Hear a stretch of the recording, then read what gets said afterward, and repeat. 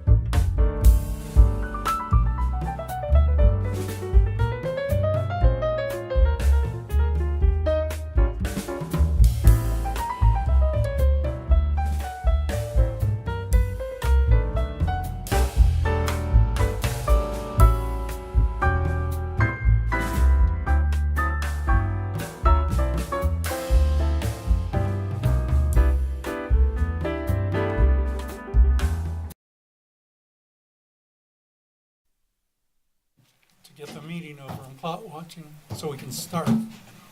Okay, on the air. Okay, welcome back. We have adjournment of closed session. Motion and second, please. So move. Second. Thank you. Vote by board members. Aye. Aye. Time 7:03. Okay, open session is reconvened at 7:03. And then, let's see, please join me tonight in welcoming Eubanks Elementary School third grade student Khalil Corbin, who will lead us in the Pledge of Allegiance. Young Mr. Corbin, welcome.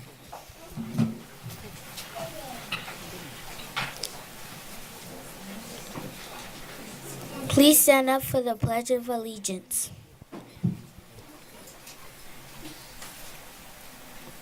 Ready, begin. I pledge allegiance to the flag of the United States of America and to the republic for which it stands, one nation, under God, indivisible, with liberty and justice for all.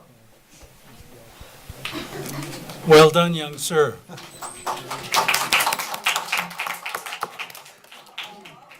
Okay, tonight we proudly present Mission Possible, a celebration of culture and diversity at Eubanks. Please welcome Eubanks teacher Mrs. Colleen Williams and our third grade students as they celebrate culture and diversity by sharing our school's mission and honorable notable historians who have inspired our students to make our mission possible.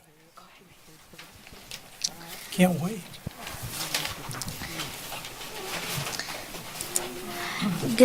Good evening.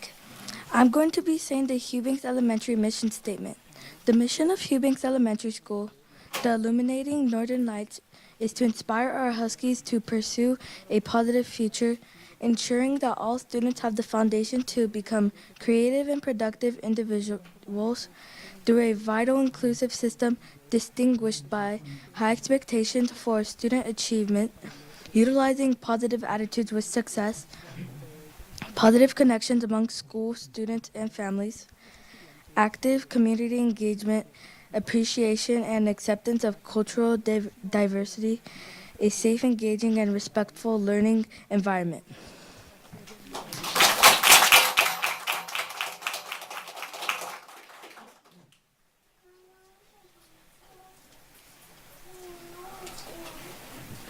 Hi, I'm going to be talking about my historical figure.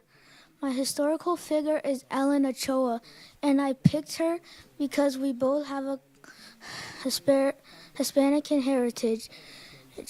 And the reason why she is so famous is because she was the first Hispanic female astronaut.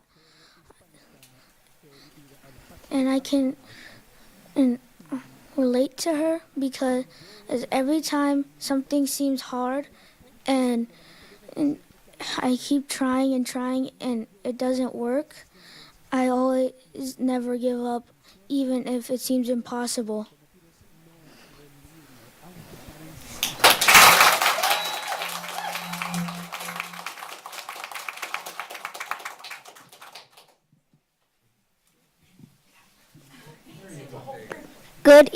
Good evening, ladies and gentlemen. My name is Violet Pedroza, and my historical person is Sojourner Truth.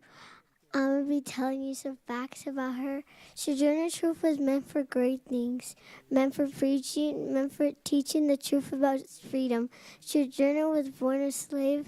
Her master named her Isabel. Sojourner went to court and said to the judge there should be equal rights for black people, not only white people. They were trying to take her 10 kids away for slavery, and she didn't want them to take her kids away. That was the only thing she didn't want to get taken away. She said, ain't I a woman? And for other things too. And thank you guys, I'm done.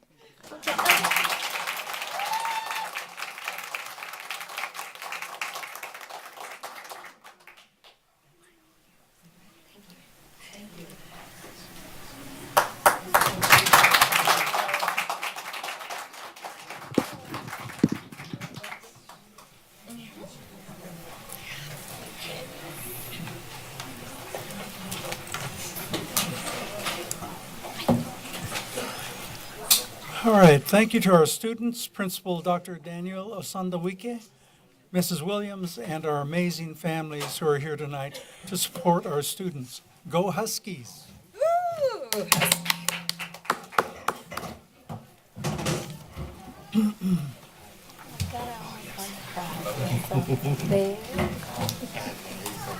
When you're ready, Dr. Alvarez, report out of closed session. Yes, thank you, Board President.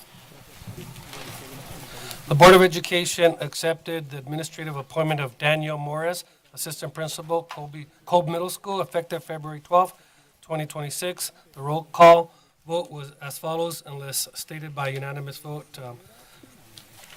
Joseph W. Martinez, A, yes. Edgar Montes, yes. DeCara Williams, yes. Dr. Stephanie Lewis, absent. Evelyn Dominguez, yes. In closed session, the board took action to suspend certificated employee number 2214926 without pay pursuant to Education Code Section 44939 and to authorize the administration to issue a 30-day notice of dismissal in accordance with Education Code Section 44934 and directed the superintendent or designee to send out appropriate legal notices. The roll call was unanimous.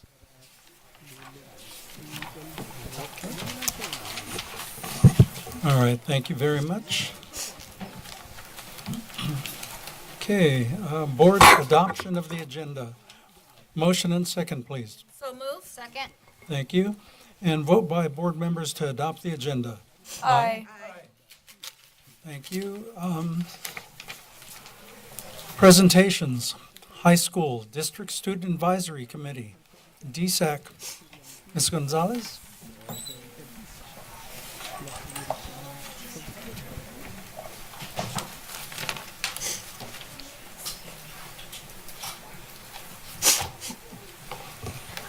Valentin Garlayo.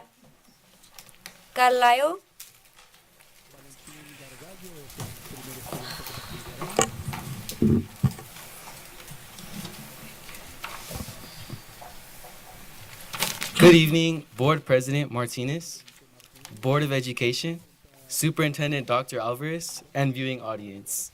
My name is Valentin Gargallo, and I am proud to serve as the Senior Class President and a DSAC Student Ambassador representing Carter High School. It is truly an honor to speak today and share the many accomplishments and exciting events taking place at our school. Please join me in congratulating our Sunkist League Champion Girls Soccer Team, our San Andreas League Champion Boys Basketball Team, and our 6 Sunkist League Champion Wrestlers. As our team advances into CIF, thank you. As our teams advance into CIF competition, we celebrate their dedication and wish them continued success. Girls soccer secured their league title in a thrilling 3-2 penalty kick victory over Summit High School. Boys basketball captured their title in a dramatic 71-70 win over Eisenhower High School and are currently competing in CIF. We are also proud that girls basketball is advancing to the CIF playoffs. Our VAPA department, thank you.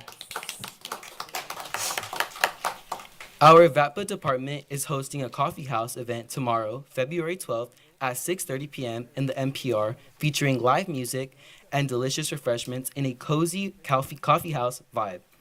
Tickets are $5 and you are all invited to attend, and I hope to see you there. ASB will be hosting a Dr. Seuss themed winter rally this Friday. This theme will continue on as we host our Read Across America event on March 2nd. The rally will include fun games, school spirit, and recognition of our winner student athletes and teams advancing to CIF. We will also be honoring our varsity girls soccer captain, Maya Davis, with the retirement of her jersey. Maya is a 3-time All-CIF athlete, 2-time league MVP, and scored the game-winning goal in the state championship her freshman year. She truly represents excellence at Carter High School. Beyond athletics, Carter High School continues to thrive academically and culturally in honor of Black History Month, and Black Student Union is hosting a student roundtable, daily activities, and a celebration of excellence on February 27th. Students will enjoy an assembly during the day, and we invite our families back to campus from 5 to 7 p.m. to enjoy performances, student recognition, food, and fellowship, and we hope to see you there as well. Congratulations to our academic decathlon team under the leadership of Ms. Stewart Story in their inaugural year representing Carter High School. Competing against 25 teams from 14 schools, our varsity team earned an impressive 4th place finish in the Super Quiz and achieved the highest overall score with the Rialto Unified School District. Ooh, yeah. Thank you. Our counseling department continues to go above and beyond in supporting students, especially seniors. More than 200 seniors have already completed their FAFSA or California Dream Act applications. Our school has also introduced Financial Aid Fridays, where seniors participate in Zoom sessions during classroom breakfast, receiving support and taking part in incentives and giveaways. Drum roll, please. For the first time in our school's history, Carter has earned a spot on the College Board AP Honor Roll. We have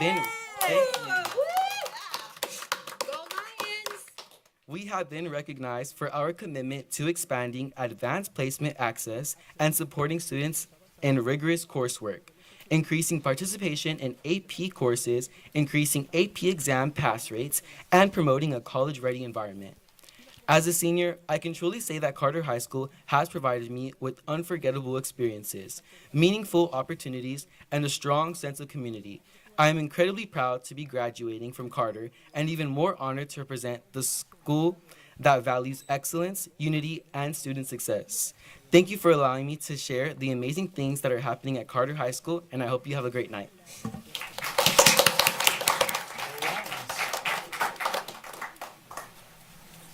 Eric Jr. Carlio, Eisenhower High School.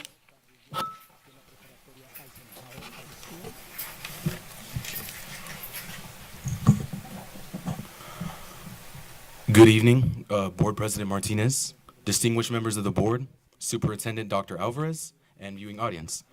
My name is Eric Carrillo, and I have the blessed honor of being Eisenhower High School's ASB clerk. I am super excited to be here tonight to share some of the thrilling things that have already occurred at Eisenhower and the things that will continue to occur at Eisenhower. To start off, I would like to highlight 4 things happening at our Eagles Nest. We started the year off highlighting academic success our Eagles had during the first semester. We honored over 600 students with a 3.5 GPA or higher. Those same students were then rewarded. Of course. Thank you. Those same students were then rewarded the following Friday with our traditional SOAR event. There were inflatable games, photo booths, and brownies and cookies provided by our wonderful nutritional services staff. A great time was had by everybody, including setup. Next, I would like to highlight our winter athletic teams. Both our boys and girls basketball moved on to CIF playoff games. We also had a total of 14 wrestlers qualify for CIF, that being 8 boys and 6 girls. Of the 8 boys, 5 were league champions, and even one of the girl wrestlers becoming a league champion. We would like to congratulate all of our winter athletes on a job well done, please. We just hosted our winter rally last Friday, actually. The theme was Valentine's Storybook Edition, and this was focusing on 4 different child storybooks. The seniors had Happy Valentine's Day Mouse, the juniors had Pete the Cat's Groovy Guide to Love, the sophomores had Dr. Seuss's Lovey Things, and all our freshmen had Llama Llama, I Love You. All the decor was created by our very own ASB, and I must say it was absolutely fabulous looking at it from the stage. It was a great rally with lots of fun performances, lots of games, and really just highlighting what Eisenhower is about, which is spirit, education, and integrity. Lastly, a few things that we have coming up in the near future, which would be the next week. On the 19th and 20th of February, we're excited to host our current 8th graders that will be future Eagles, where we're going to be giving them a tour of the campus as well as hosting a mini pep rally. We're going to help them plan their 4 years there at Eisenhower High School and help them become successful in their futures. Lastly, as for everybody here, we would like to invite you to attend our February drama production titled Just Like Us. It is going to be running from February 24th to February 27th. And once again, thank you everybody for your time. I'm Eric Carrillo, representing Eisenhower High School. Thank you.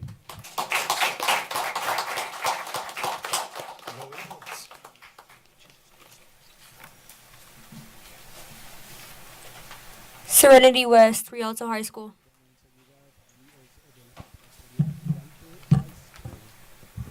Good evening, Board President Martinez, Honorable Board of Education, and viewing audience. My name is Serenity West, the proud president of ASB for Rialto High School, home of the Knights. There's so much to celebrate at Rialto High School. In the area of academics achievement, we are proud to announce that approximately 202 African American students at Rialto High School, 96 students have earned a 3.0 GPA or higher. These students will be recognized during our Black Honor Roll celebration tomorrow night at 6 p.m. The counseling department is currently registering students for next year's classes. Rialto High School's Link Crew assisted with registration during our future Nights Day on Friday, January 23rd. We hosted almost 700 incoming freshmen from Frisbee, Jehu, Rialto, and Kolb Middle School. Link Crew hosted a rally that included madrigals, NJROTC, Ballet Folklorico, band, mariachi, RHS dance team, Broadway Nights, and RHS cheer. Incoming freshmen also attended a career cruising fair, a motivational speaker, and participated in different rotations that included registering for their freshman classes and completing a foreign language assessment. The day was a huge success, and Link Crew appreciates all the help that they had. Thanks, and they thank everyone that's involved. Our Knights are also doing amazing things in the community. In December, NJROTC ran a toy drive for the Time for Change Foundation, and Knights of Compassion ran a blanket drive for the Center of Life Transitions. Recently, students from our MESA program assisted at the Simpson Elementary STEM Night. A few weeks ago, our amazing culinary team, Royalty Chefs, took their first place in the SBCSS East Culinary Chopped Competition. This win will move them on to the regional competition in May. In December, ASB hosted our first ever holiday festival. Many clubs participated in this event, and we look forward to making this an annual tradition. In January, we held a spring club rush event, and currently we have close to 70 active clubs on campus. Currently, our Black Student Union is sponsoring a Black History Month Spirit Week, and ASB is preparing for our Winter Pep Rally, which will have a Candyland theme. In athletics, Eli Flores, Noah Valadez, and Alberto Tapia were named the football All-CIF team for Division 12. Marcos Orantes will continue his soccer journey after leaving Rialto High. Marcos has signed to play 3rd Division professional soccer in Guadalajara, Mexico.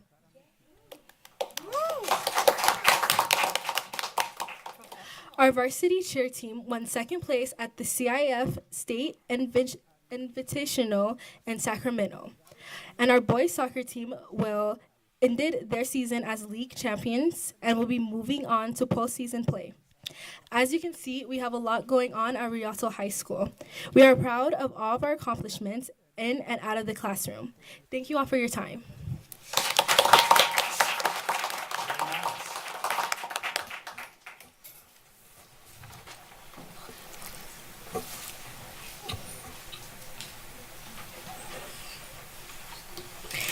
Good evening, Board President Martinez, Vice President Montez, members of the Board, Superintendent Dr. Alvarez, and viewing audience. My name is Audrey Gonzalez, representing Myler High School, and I am your student board member. I am proud to share some exciting updates for Myler High School and Zupanik Virtual Academy as we race towards the end of another successful school year. We are officially begun outpack testing, and we are cheering on our incredible multilingual learners as they demonstrate their growth and language proficiency. Our site English learners facilitators, Mrs.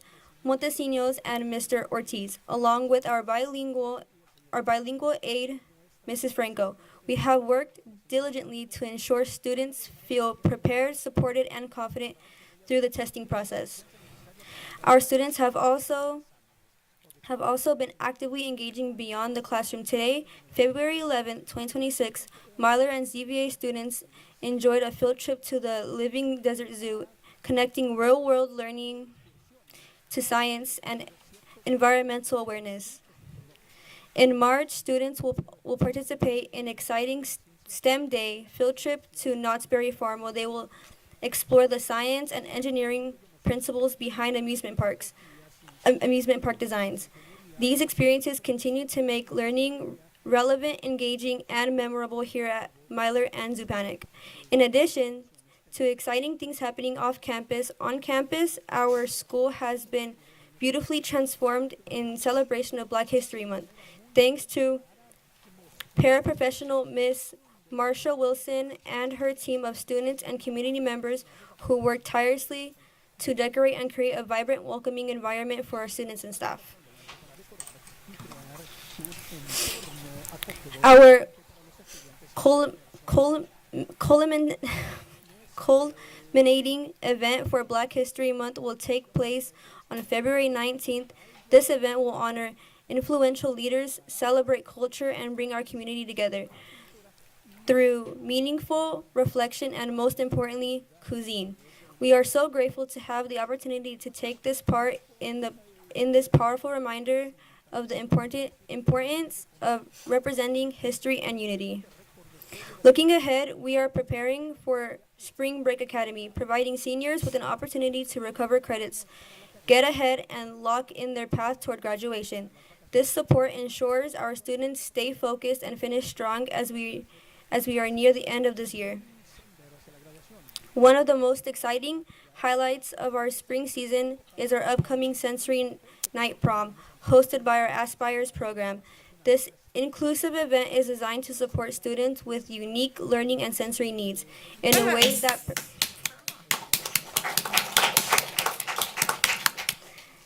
that prioritizes comfort and joy. The prom will feature wireless headphones that allow each student to select their own music volume level, along with thoughtful design sensory-friendly experiences throughout the evening. The event will take place on April 4th at the Fox Theater in Redlands. And for the first time, we are inviting students from all high schools across the district to participate. We are incredibly proud to create a space where every student can celebrate in a way that feels safe, empowering, and fun. It is going to be an unforgettable night. As always, Myler High School and Zupanik Virtual Academy remain committed to ensuring our students are respectful, responsible, safe, and focused. We are proud of the growth we see each day and excited to finish the year strong. As always, Myler High and ZVA are number one.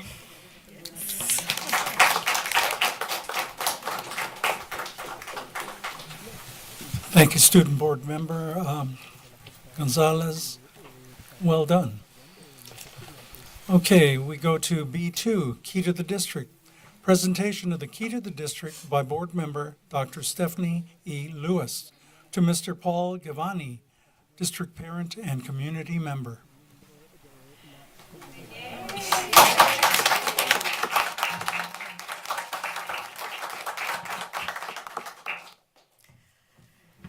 This is a man. I'm going to introduce you to a man among men. You know, for the longest, I thought he was an employee of the district.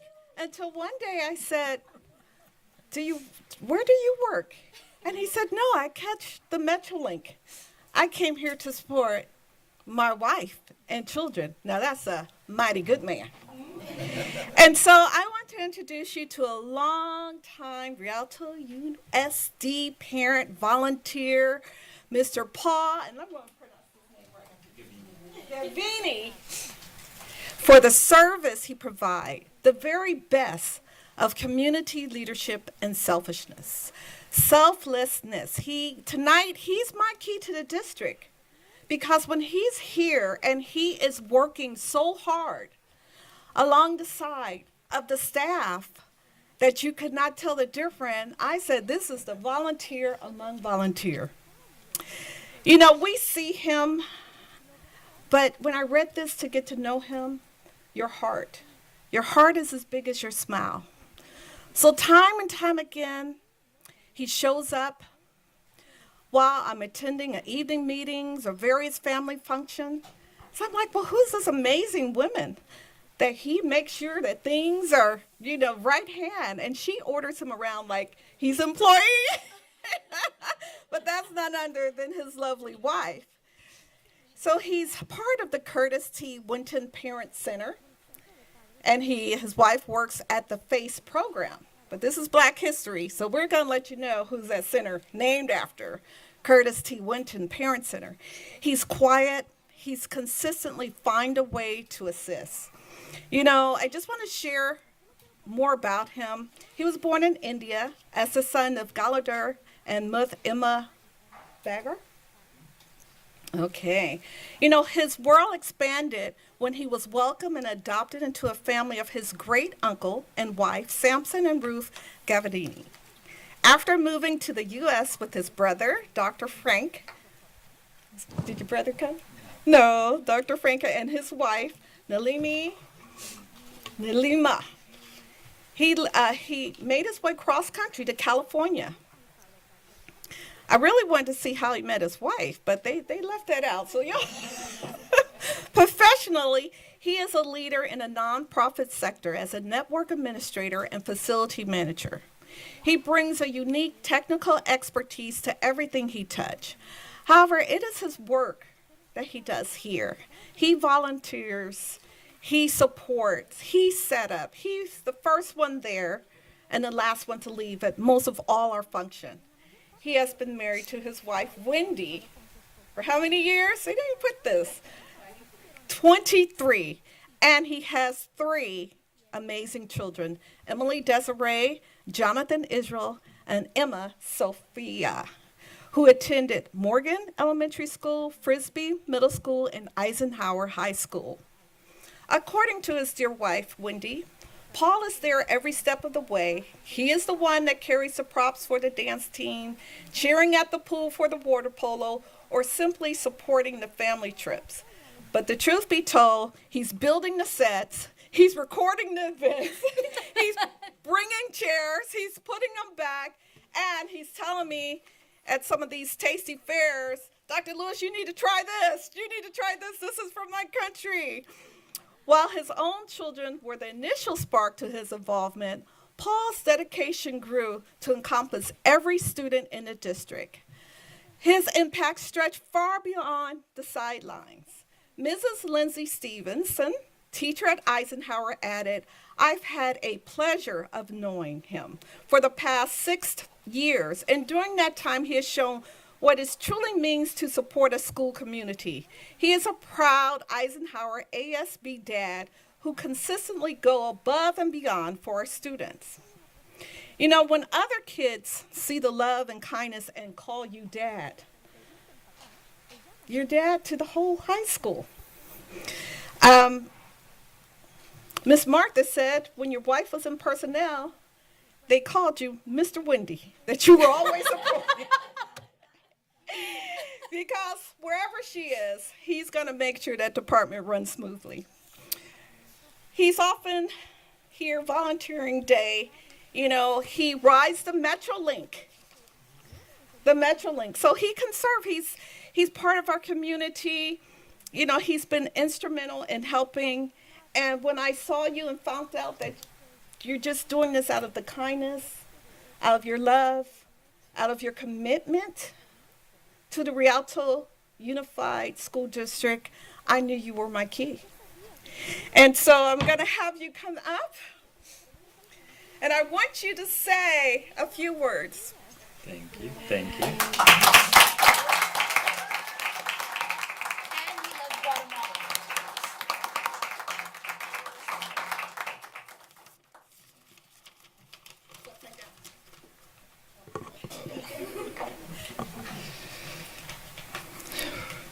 Good evening, Rialto USD board members, staff, and viewing audience. I would like to begin by thanking God for bringing me here today. Especially thank you to Dr. Stephanie Lewis for selecting me to receive the key to the district. I'm deeply grateful. My journey began with a profound act of love and sacrifice. After my father passed away, my mother, Mutama, made the hardest sacrifice a mother can make putting my future above our own heart, and trusting my great uncle Samson and great aunt Ruth Cavini to raise me as a parents I needed. And for that, I will be grateful and love her. That legacy of kindness continued with my brother, Dr. Frank and Nilima Gavini, who stood by me when I needed the most. I would not be here today without their unwavering support.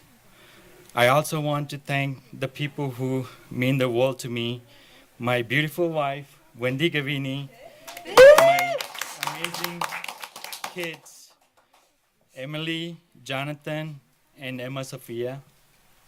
Your love and support keeps me grounded and inspires me every single day. Everything I do is possible because of you. You are the one who stayed up with me on the tough days, celebrate with me on the good ones, and love me unconditionally through it all. Your support is something I never take it for granted. It gives me strength when I need it the most, and it keeps me grounded no matter how busy life becomes. Truly, this award belongs to you just as much as belongs to me. To my in-laws, Israel and Emma Mendez, thank you for supporting me and loving me like your own son. I love you both. Y Israel, Emma Mendez, mis suegros, gracias por su apoyo y quererme como un hijo. Los quiero mucho.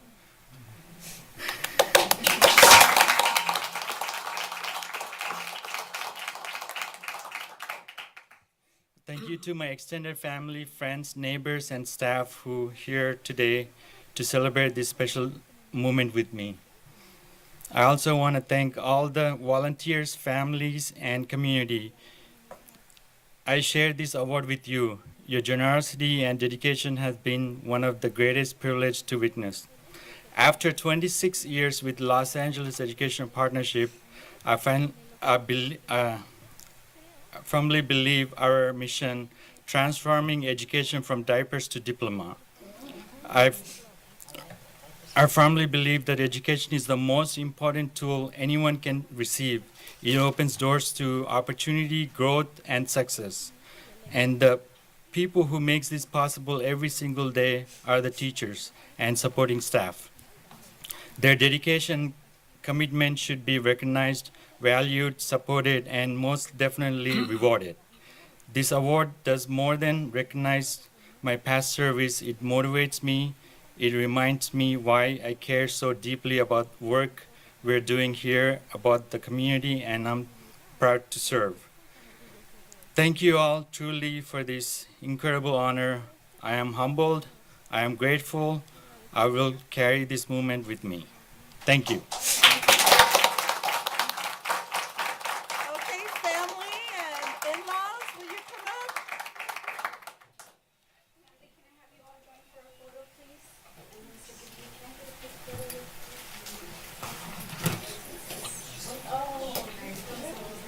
Mr. Wendy.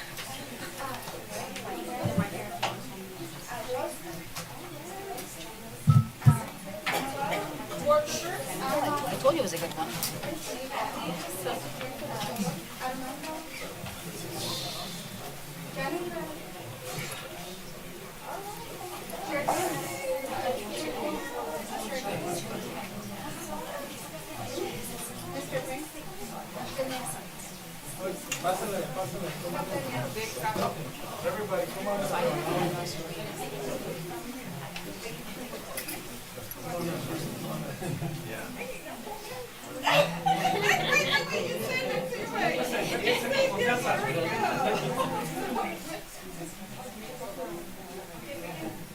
Smile for this camera in the front, and then I'll take one on this side. Quality, cheese. Okay, ready? All eyes on this side. Now just a little bit better, please. Ready? Big smiles. 1, 2, 3. 1, 2, 3.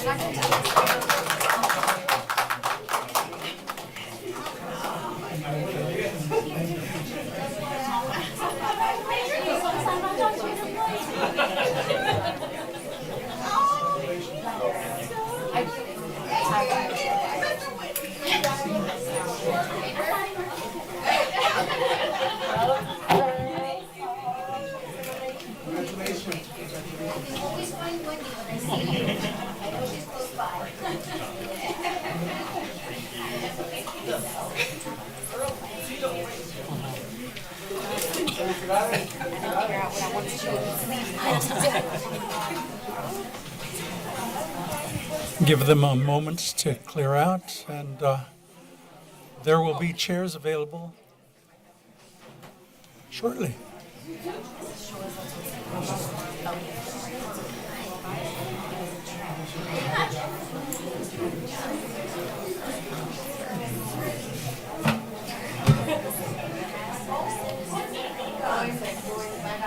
No, it's Rialto.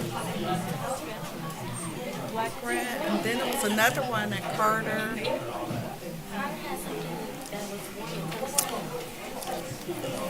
Okay, we continue with public comments not on the agenda. C1, at this time, any person wishing to speak on any item not on the agenda will be granted 3 minutes. I remind everyone that there's 3 minutes per person, 20 minutes per topic.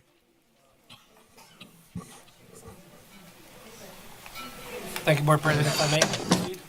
Please. We do have quite a few, so I'll kind of go through them. We'll begin with Mr. Alfonso Lopez, staff issue, Rialto Middle School.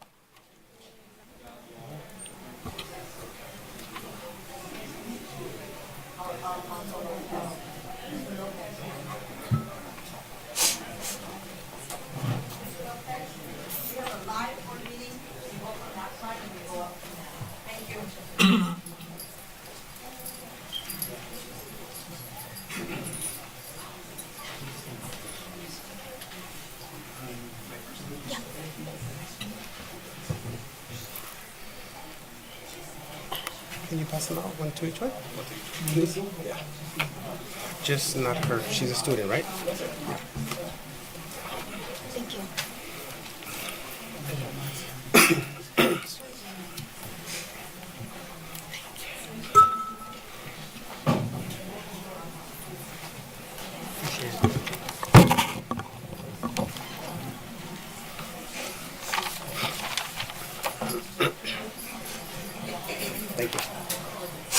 When you're ready.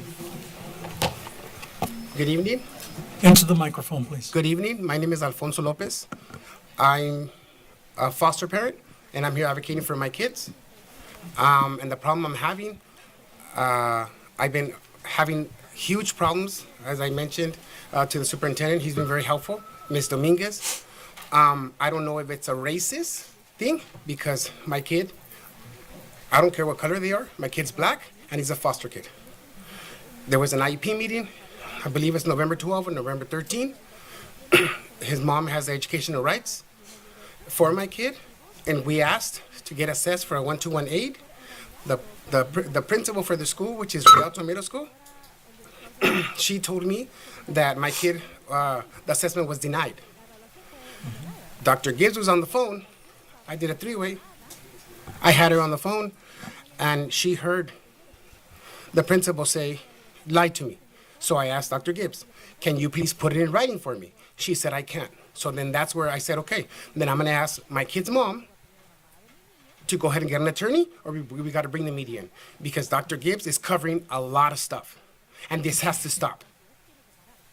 It has to stop, because I'm not asking for nothing special for my kid. If my kid deserves a D, give him a D. Like, for instance, you guys can see in the emails, there's a huge incident reports. I get them every day. I had a problem a while back. If there's an incident, they got to do an SIR. I'm part of an FFA, an agency. They have 24 hours to turn it into the county worker. I fought with the other principal. That's on schedule now. My kid had an F last Thursday. He went to court on Friday. He didn't go to school. On Monday morning, he had 3 Fs. One of the Fs became an A. From one day to another, That's not happening. Come on. And we all know that's not possible. So things need to change, and we have to stop covering for what the other people are doing because we're doing favors or they're doing favors for us. Because I'll call Miss Dominguez. If she's at work in the morning, she's cooking dinner for her kids, she'll answer me. I had a huge problem.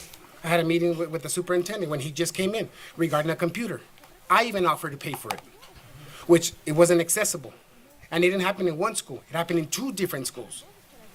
So what's going on? Where's our money going to? Why are we paying these principals? What are you guys doing for us?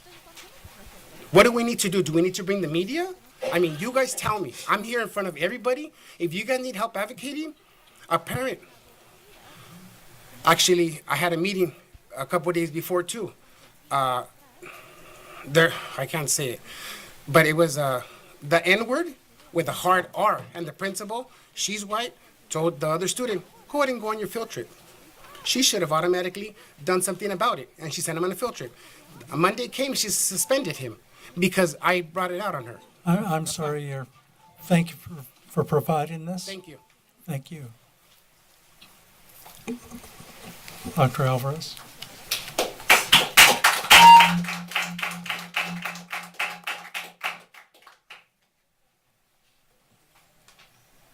Apologize if I get this last name wrong. Melissa Paquette?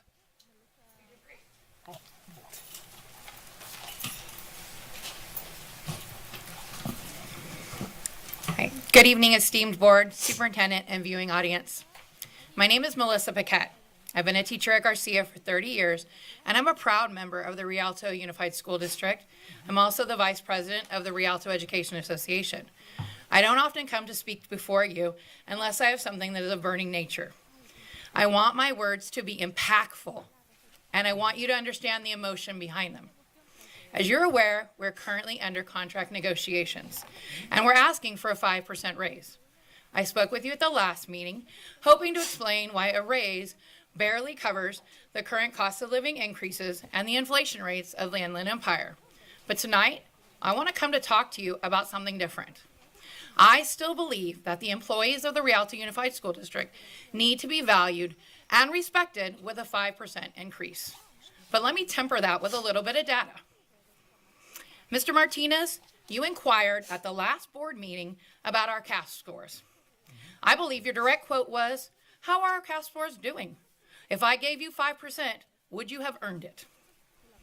I would like to say that your comment did not irritate or bother me, but the truth of the matter is, I found it quite dismissive and very disrespectful. I genuinely believe that the educators of the Rialto Unified School District work hard and are passionate about what they do, much like I know you are passionate behind those dioceses. They come every day to work to make gains academically and socially with our students. Now let's dig in a little deeper about where that goes into. Have we considered looking at class sizes as a factor of our CAS scores? Currently in 1st and 2nd grade, many classes are filled with 30 to 32 students. Increased class sizes limit opportunities for individualized instruction, support, which can negatively impact learning outcomes. Personally, out of my 30 students, 18 started the year at kinder. That means I have to backfill 2 years to even get at grade level for them to be prepared to take the CAS in 3rd grade. But regardless of the obstacles set before, let's go back to that burning question and the data behind it. According to the latest CAS data, the answer to your question is 22 out of the 29 Rialto schools improved in English. 21 out of the 29 improved in math, and 24 out of the 29 improved in science. The average improvement across all 3 CAS domains was 5% district-wide. So based on those figures alone, it is clear that the Rialto educators not only deserve the 5% increase, but they have clearly earned it.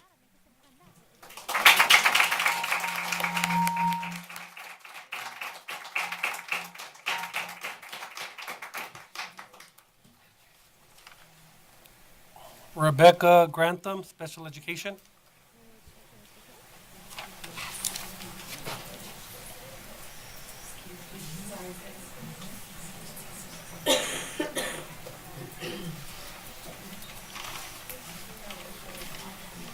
Good evening, board. and distinguished audience and guests. My name is Rebecca Grantham, and I serve students with special needs, extensive support needs. Our union is consistently advocating for smaller class sizes and more support in special education classrooms, not for convenience, but because that is what students require. When staff vacancies persist and caseloads remain full, we are not doing our best work for our most vulnerable students.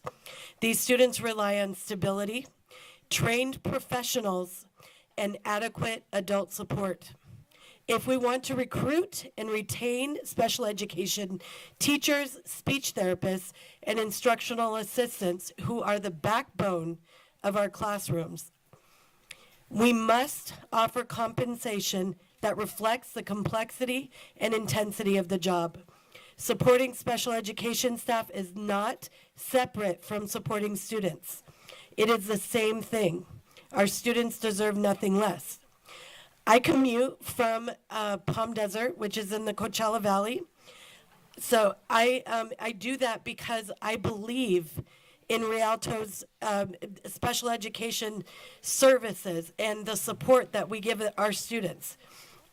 There are 4 districts that I could work for in the Palm Springs, Palm Desert, Rancho Mirage, the Coachella Valley, but I choose Rialto, and I have for 5 years.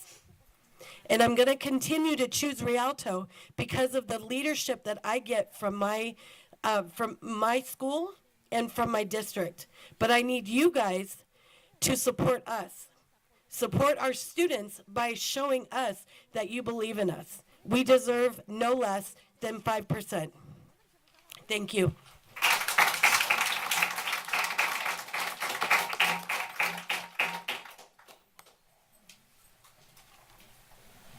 Curtis Martin, Special Education.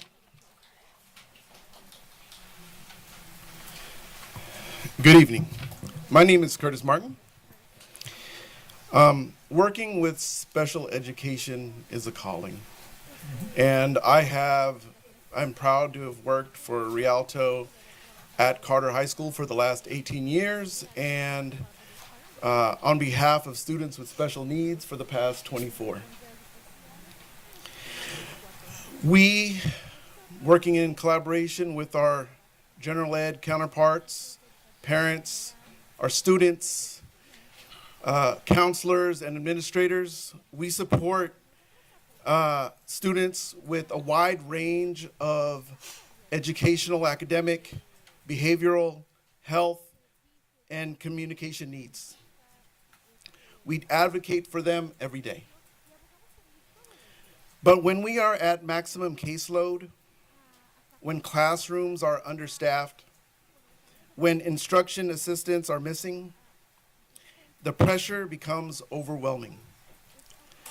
And as the needs of our students increase, so do the demands placed upon the teachers and providers. We stay late, we problem solve constantly, we step into multiple roles. We are proud to defend and protect our students, but without adequate staffing and competitive pay to retain professionals, burnout becomes inevitable. If we truly value inclusion and equity, we must provide resources to make it real. Thank you.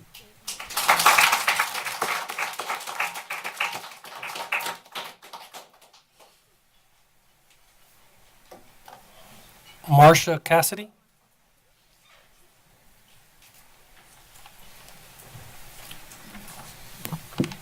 Hi, I'm Marsha Cassidy, and I'm here on behalf of my daughter, Jaden Cassidy.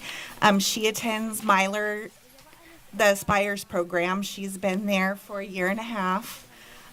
She has had her one-on-one health aide here, Winter Rogers, for 10 years. And on Friday, January 23rd, I got a phone call while I was doing my 14-year-old's hair that they were removing her and moving her to another school and giving us a substitute aide in return. She has a lot of requirements that there has to be special training to work with her, which Miss Winters has been working with her for a decade.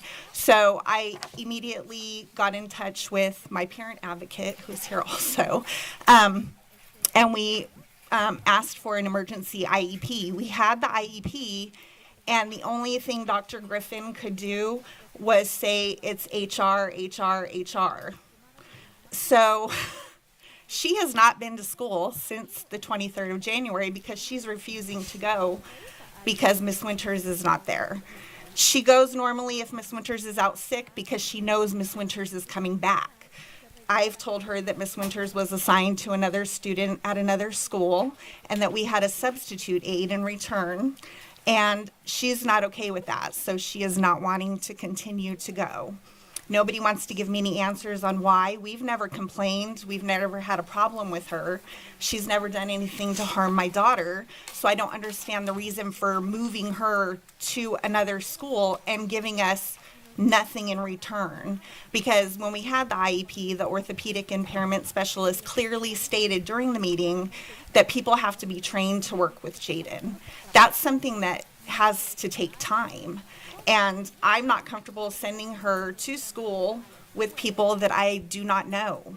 I don't go around and knock on doors and ask them to care for my daughter for the day. She has to be changed. She needs help opening things. She can't use a pencil.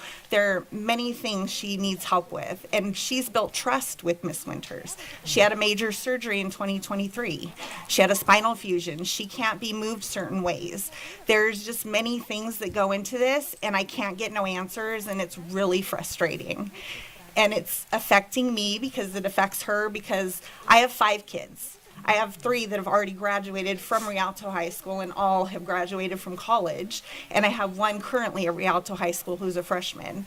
So she doesn't get to go and be with her peers like they all did. She's missing out by not being able to continue until she ages out. So it's just frustrating, and I want someone to tell me why, when there's such a shortage already of aides, that they had to go to an outside agency to bring the sub in for Jaden. I'm sorry, you're out of time. It's okay. Sorry. Dr. Alvarez?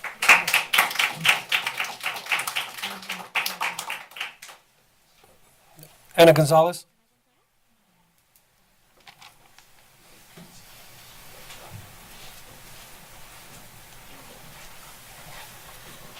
All right, good evening, board president, board members, staff and community members, and esteemed teachers in solidarity, and CSEA members who deserve a raise. I'm here to speak on behalf of the parent that you just heard. I submitted a formal complaint yesterday that I sent a copy to all of you and some members of the leadership staff as well, explaining the situation, that at this point we lost faith and trust in the leadership of the school site at Myler High School for not being able to provide, 1, answers, and 2, to provide basic common sense to give us a solution in giving Jaden the best academic just solution, to give her the good education and services that she needs that are required by her IEP, period. We are moving an aide that has been with her for 10 years, that understands the students' needs that are very unique. And we're bringing not a permanent, but a substitute temporary aide, not from the district, but from an outside agency. And we have an IEP meeting, and all we are told is that we do not have answers. Go figure it out with HR. So then we request answers from HR. Parent gets a letter from Dr. Scott saying, by the way, we can't bring HR to the IEP meeting because they're not allowed to be in IEP meetings. So then what the hell? How do we resolve this issue like professionals and like adults?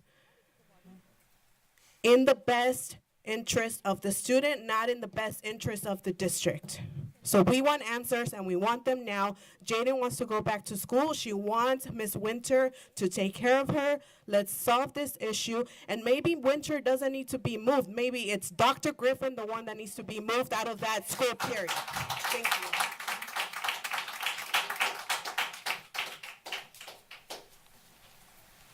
Board President, we do have 11 sign-in sheets for public comments related to negotiations, union, and salary increase. How would you like me to handle that? Let's see. We've got 20 minutes, so start the name call and roll call, and let's see where we are time-wise. Manuel Pavela?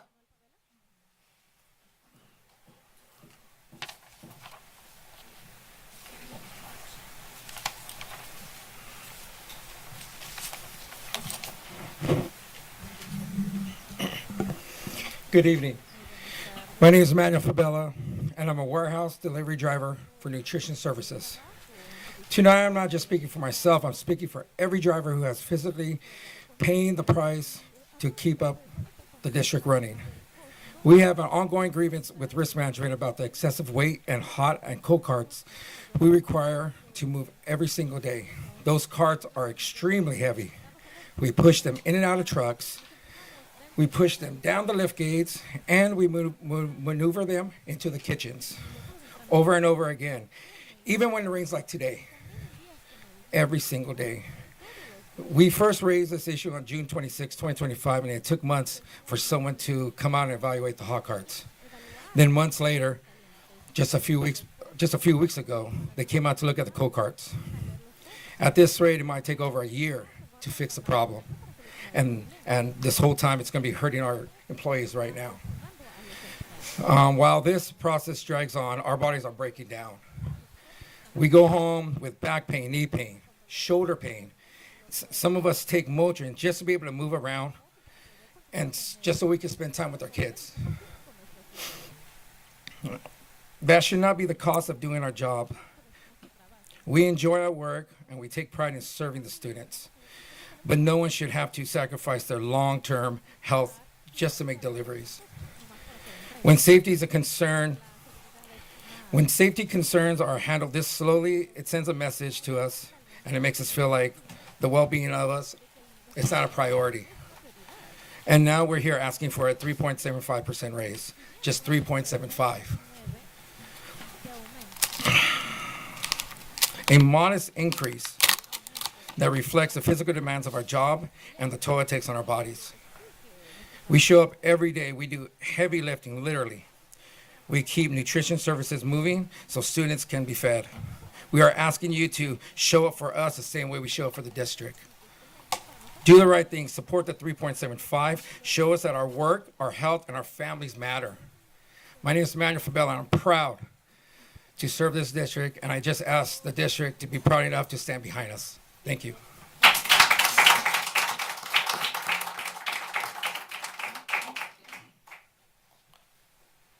Apologize on this last name if I don't get it right. Marie Aliendor?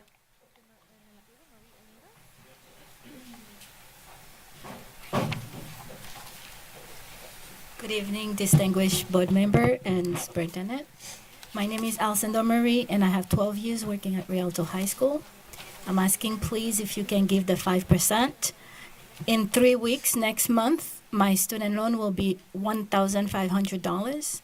In 3 weeks, my paycheck will no longer pay all my bills. You have the money. We need it. Please do the right thing.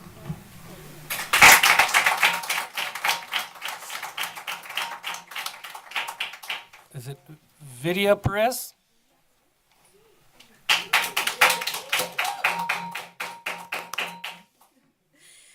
Good evening. My name is Nydia Perez. I don't get to come to these board meetings too much, but I decided to stand up for my fellow teachers. I've been working in Rialto Unified since I was 23 years old, and I'm 46 this year. So I worked at Eisenhower for some good 10 years. Then I transferred to Carter High School. I'm a proud math teacher whose scores keep coming up, and I hope that's data enough for our board president to see our numbers going up. Thank you. I live here. I moved to Rialto back in 2015, and my 2 kids go to school here in Rialto as well. So I shop here, I rent, I pay my mortgage here, I raise my family here. When my salary falls behind inflation, it affects not just me, but the local economy. It affects my ability to stay in the community I serve. Very proud. I want to continue to teach in Rialto.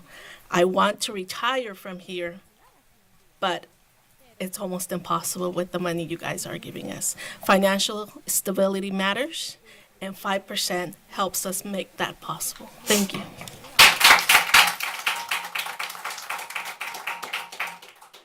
Madison Short.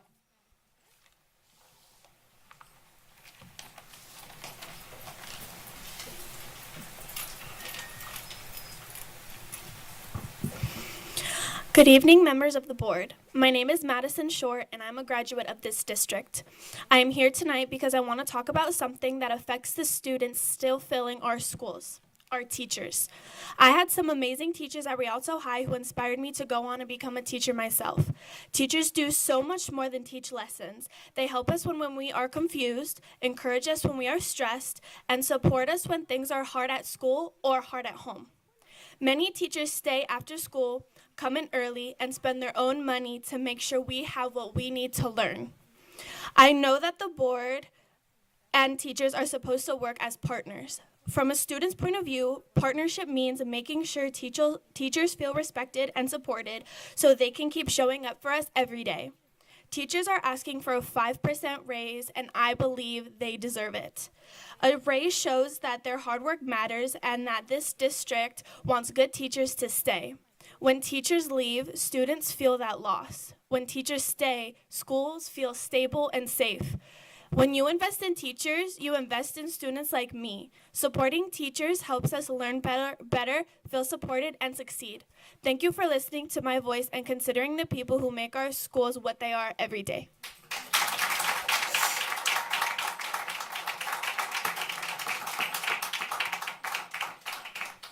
Laura Dean.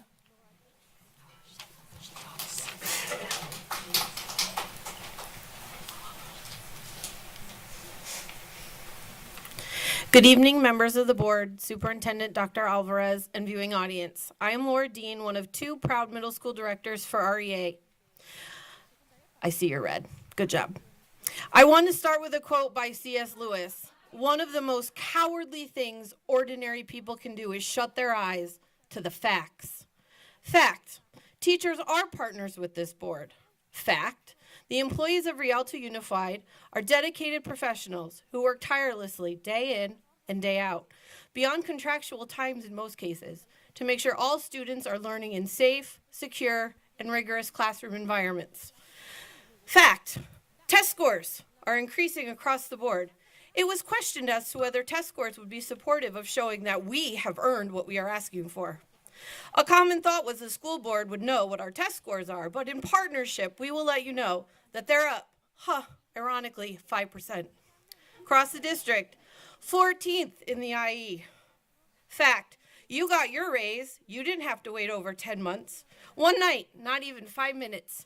Done. No questions asked about the impact to the precious budget when it came to you. Fact, we have listened to budget presentations. We have seen the same numbers as you. Fact is, our request is fair, responsible, and necessary to retain experienced teachers, attract new educators, and maintain stability for our students. Fact, a raise is not just about compensation. It's about valuing the professionals who carry out the mission of this district every single day. Is our partnership with you to bring the best to our students not valued? It doesn't feel that way when our membership in your partnership is questioned. Fact, we have sat at the table, looked at the numbers, and are beyond ready to work toward a solution that shows educators they are respected and valued, and that's 5%. When teachers feel supported, students benefit. When educators stay, schools go stronger. Investing in teachers is an investment in this entire community. Someone said at a recent board meeting that the money should go to students in the classrooms. Where do you think the teachers are? Fact, Mr. Martinez, on your personal website, you speak of being a leader, yet you've made extremely disparaging comments about teachers that you lead. A leader doesn't take 5 and then offer 3. Maybe you should rethink the things that you say. We look forward to continuing our conversation as true partners and moving forward in unison. I thank you for your time and your consideration.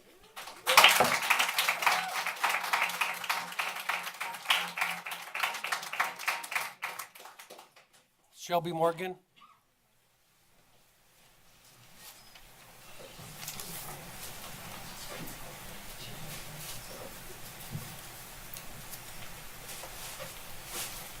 Good evening. So I'm Shelby Morgan. I'm an English teacher at Rialto Middle. The bottom line is, if 5% is good enough for the board, it's got to be good enough for the teachers too.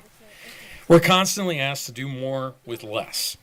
We have less teachers, larger classes, cut literacy and numeracy programs, and cuts to special education. We have to differentiate lessons for up to 150 different learners every day, all with different needs, accommodations, and modifications. All of us, no matter our certification, have to be language teachers, counselors, mediators, sometimes security, and we have to document every interaction we have. We're asked to train for active shooters, lockdowns, what to do if ICE shows up to the school, and how to handle student violence and spot abuse. Doing all of this while trying to build relationships with our students and motivate them to become invested in their education is a monumental task. Doing so with less time and less support makes it a nearly impossible one. A meaningful raise shows us that you at least appreciate this task that we've undertaken. And looking at the numbers, in 2025 to 2026, the state budget included a cost of living increase of 2.3%. The current proposed state budget includes a COLA increase of 2.41%. So this means that the 3% we've been offered shows that you think we deserve less than 1% of the bare minimum. Meanwhile, prices have gone up across the board. According to the Consumer Price Index, food prices rose 3.1% last year. Southern California Edison raised their rates by 9%. SoCal Gas raised theirs by 12%. A 3% price increase doesn't even offset these rising costs, meaning we get effectively a pay cut. And new teachers have added student costs. Student loan plans are being cut, increasing our monthly payments. Since we're on the lower end of the pay scale, increased prices hit us especially hard. General financial advice tells us that housing should be 30% of our income. And even though I have one of the lowest interest rates in U.S. history, my mortgage accounts for nearly half of my paycheck. I love my job and I've sacrificed a lot for my career, and I've done so willingly. I knew what I was getting into, but it doesn't have to be this difficult. And you have it in your power to make that burden much lighter so we can show up the best for our students. I'm also a parent of a student in this district, and I want him to be taught by teachers who can afford to show up at their best. And when we're stressed about making basic ends meet, that's not going to happen. Thank you.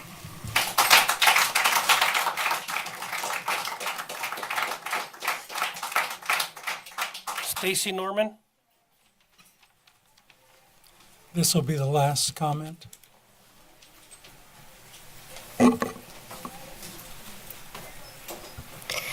Good evening, members of the board and superintendent. My name is Stacy Norman, and I'm a reading specialist at Fitzgerald Elementary, or at least I was. This year, despite my specialized training and years of expertise, I was returned to a kindergarten classroom because this district decided our site didn't need another reading specialist. I am here tonight because I have a question about math, specifically the board's math. Recently, the board voted unanimously to give yourselves a 5% raise. You didn't have to carry signs. You didn't have to plead your case at a podium. You didn't have to prove your worth through a metric. You simply decided you were worth it. Yet, when the teachers, the people who actually deliver the service this district exists to provide, ask for that same 5%, the board president says we haven't earned it. Apparently for us, 5% is tied to test scores. For you, it is a given. Let's talk about those test scores. You want to know why they are where they are? It isn't for lack of teacher effort. It's because of the environment you have created. You've implemented a PBIS system that has become a get-out-of-jail-free card. In classrooms around the district, teachers are frequently enduring behaviors including disrespecting and cussing out their teachers, throwing furniture, and physically assaulting staff and other students, often without substantial consequences. When there are no consequences, there is no order. And when there is no order, there is no learning. What was the district's solution to this? You removed the very floor beneath our feet. You took specialists like me, the people trained to address the underlying struggles that cause aggression, and you put us back into the classroom to act as coverage. You ignored the parents who personally appealed to you, begging for my return to my specialist position because of the life-changing difference I made for their children. By removing that support, you have stripped children of their basic human right to learn to read. You haven't just ignored the fire, you've taken away the fire extinguishers and then blamed the teachers for the smoke. If the board president truly believes we haven't earned a 5% raise, I can only assume it's because you are disconnected from what happens between the first and last bell. So I am extending a formal invitation to every member of this board and specifically to our president. Come put your feet in our shoes. I welcome you to be a guest teacher. Spend a full week in each grade substituting. No specialists, no math coaches, and no interventionists, and no walking away when a student becomes violent. If you can spend a week in our classrooms, TK through 12th grade, SPED, and inclusion classes, navigating but the your assaults time and is a up. lack of resources, and still look us in the eye and say we haven't earned that 5%, I'm sorry, then at but least your you'll be time is speaking up. from experience instead of from a pedestal.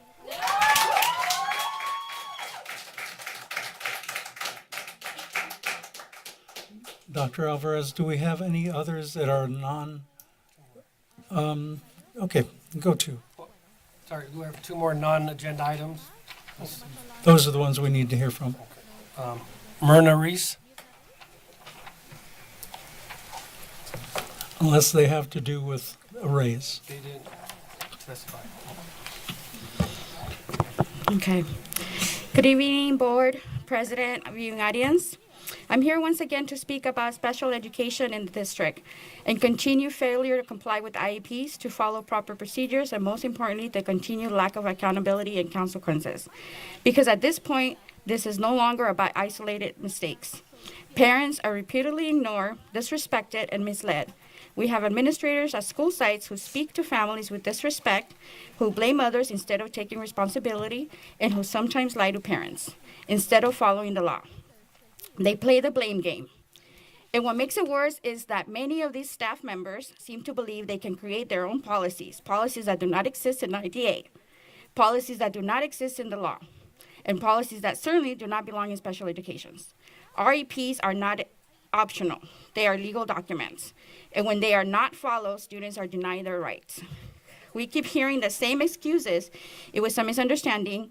We are short-staffed. We didn't know. But the law is clear. Procedures are clear. Parents are clear. And yet the district continues to fail our children. So tonight, I ask you directly, the board, and especially you, Mr. Martinez, as president, how much longer will you allow this to continue? How much longer will families be forced to fight for the basic services that are already written into an IEP? How much longer will there be no consequences when staff fail to do their jobs? Dr. Alvarez, I respectfully ask that you do your own research. Look closely at what is happening, because unfortunately, in this district, people cover for each other. There are too many friendships. Too many people protect one another instead of protecting students. And that is exactly why accountability disappears.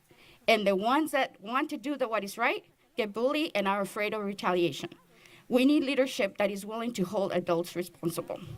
We hold our students accountable every day. We expect them to do their work.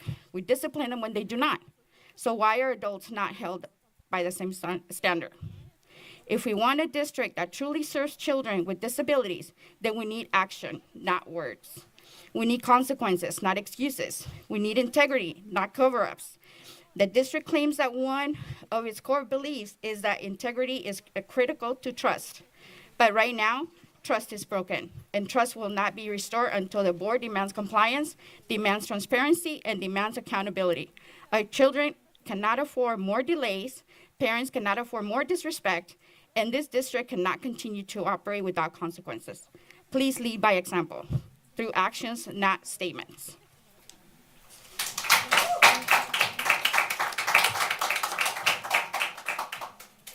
Marbella Cortez.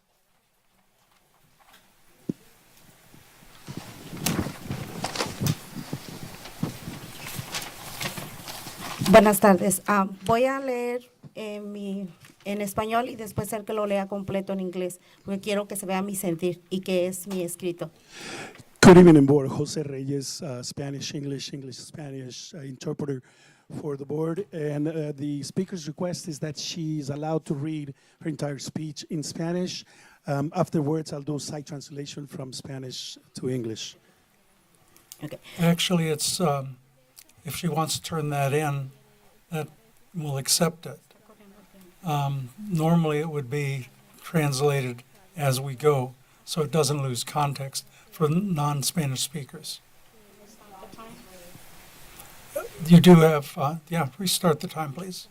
You do have the 6 minutes. Se tiene que interpretar de manera consecutiva para que no se pierda la contextualización para las personas que están escuchando en el momento.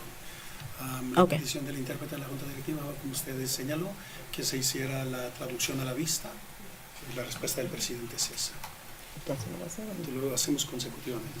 Okay. So just to understand correctly, it is the president's instruction that it be interpreted in consecutive manner as it usually is.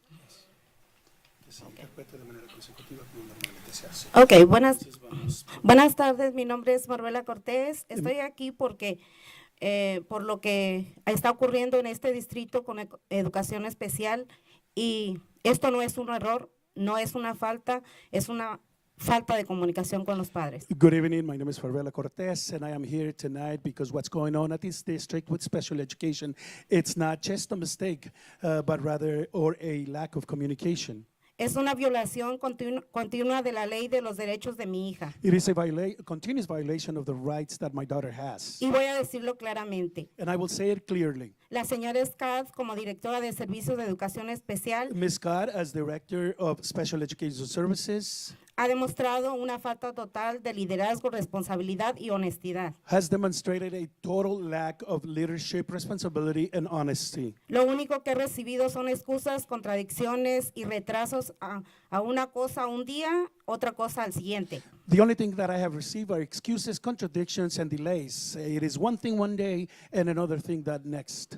Promesas que nunca se cumplen, servicios que desaparecen y Promises never kept, services that appear.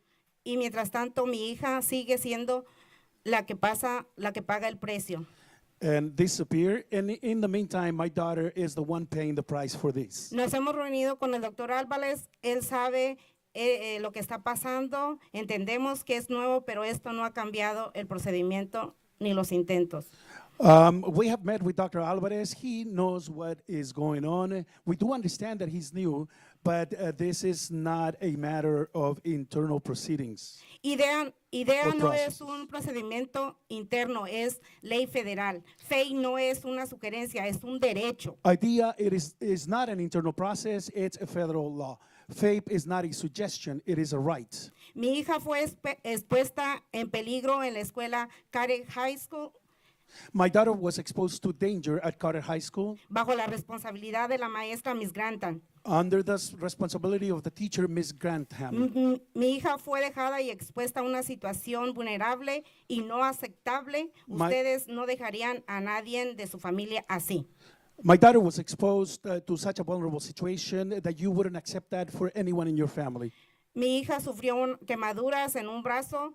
She suffered burns to an arm, Se me mintió directamente. and I was lied to directly. Y lo más grave, su IP fue ignorado. And the worst part of it is that her IP was ignored. Eso no es solo negligencia, eso es un abuso institucional. That is not negligence, that is institutional abuse. Y después de todo esto, quiero que quede en récord. And after all of that, I want the following to be on the record. Nadie ha tenido la decencia humana de pedirle perdón a mi hija, ni una disculpa, ni un reconocimiento, ni nada. No one has had the human decency to apologize to my daughter. Not an apology, not an acknowledgement, nothing. Como madre me vi obligada a sacarla de la escuela y ella está en casa. As a mother, I felt forced to take her out of school and to educate her at home. Porque el distrito falló en sus obligaciones más básicas. Because the district failed at its most basic obligations. Mantenerla segura y educarla apropiadamente. To keep her safe and educate her appropriately. Y ahora el distrito dice que mi hija tiene una maestra virtual con apoyo 1-a-1. And now the district claims that my daughter has a virtual teacher and a one-on-one support. Y esto es falso. This is false. Esto es una manipulación. This is a manipulation. Porque yo jamás estuve de acuerdo en un servicio virtual. Because I never agreed to virtual services. Luego se cambió otra vez. Then that was changed again. Ahora hay maestro personal, pero no hay un 1-a-1. Now there is a personal teacher, but there is no one-on-one. Entonces yo pregunto. So I ask. ¿Quién está jugando con la educación de mi hija? Who's playing with my daughter's education? ¿Quién está tomando decisiones sin consentimiento? Who is making unauthorized decisions? ¿Quién cree que puede violar el IEP? Who thinks they can violate an IEP without consequences? ¿Por qué esto ya no procede incompetente? Because this doesn't appear to be incompetence anymore. Hoy estoy aquí frente a ustedes especialmente Today I'm here before all of you, especially preguntándole al señor presidente, al señor Martínez, to ask directly to the president, Mr. Martinez. porque esta es la última vez que yo voy a pedir lo que ya es un derecho legal. Because this is the last time that I will ask for something that is a legal right. Mi hija merece servicios completos. My daughter deserves her services in their entirety. Mi hija merece su apoyo 1-a-1. My daughter deserves her one-on-one support. Mi hija merece seguridad. My daughter deserves safety. Mi hija merece respeto. My daughter deserves respect. Mi hija merece una educación pública gratuita y My apropiada. daughter deserves a public, free and appropriate education. Y este distrito está fallando. And this district is failing. No más excusas. No more excuses. No más mentiras. No more lies. No más retrasos. No more delays. Cumplan con idea, cumplan con fe, o este distrito tendrá que responder ante instalaciones más altas. Adhere to idea, to faith, or this district will have to account to a higher authority. Mi hija no puede esperar más. My daughter cannot wait any longer. Señor Montes, Mr. Montes, tengo mucho tiempo viniendo. I have been Usted coming here conoce for mi a long time, situación. and you know my situation. Gracias. Thank you. Thank you.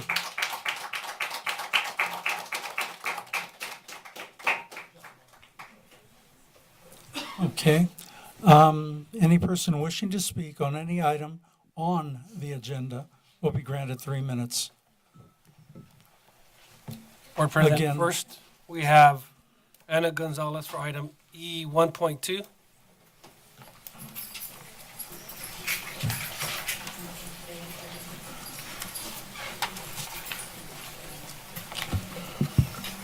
All right, good evening, board, again. I'm here to speak on the proposed policy on immigration enforcement, which I think is very erroneous and flawed as it stands at the moment. I think the board should Excuse me. table it. Excuse me for a minute. Hold the time, or you can restart it. Didn't this get pulled? No, that was last time. This is with the revisions from Okay, CSB. please start again. I'm sorry. Okay. So as I'm stating, I think as it stands right now, this policy is not ready to move forward. There's a lot of misinterpretation of current state law that has been signed by the governor and has been enforced by the attorney general. And I can provide some examples. But the biggest concern is the last paragraph on page 39, which states, however, district staff shall not obstruct, interfere with, or otherwise impede an officer or employee of an agency conducting immigration enforcement who nonetheless enters district provided transportation at a non-public area of any district property or facility, and on and on and on. However, AB 49, signed by the governor in 2025, prohibits any access to school property, transportation, and on and on and on. So we need to clarify that language in this policy as stated in that new AB 49 law that was signed by the governor this last year. Additionally, there is no mention of SB 54, the Values Act sanctuary law that passed a few years back to protect families and students and just overall all individuals, creating sanctuaries in schools, churches, courts, and on and on. And I believe SB 98, which was also signed by the governor, that requires, there's just so many. There's so much in this that we need to include. And I'm going to get some of these wrong, but I just think this needs to go back. And AB 699, the California Attorney General's Office has issued guidance and model policies for school districts to adopt language from all of these laws that protect students and families in all districts, or as we call it, LEAs, across the state of California to create these sanctuaries and create safe environments for students to learn and have academic success.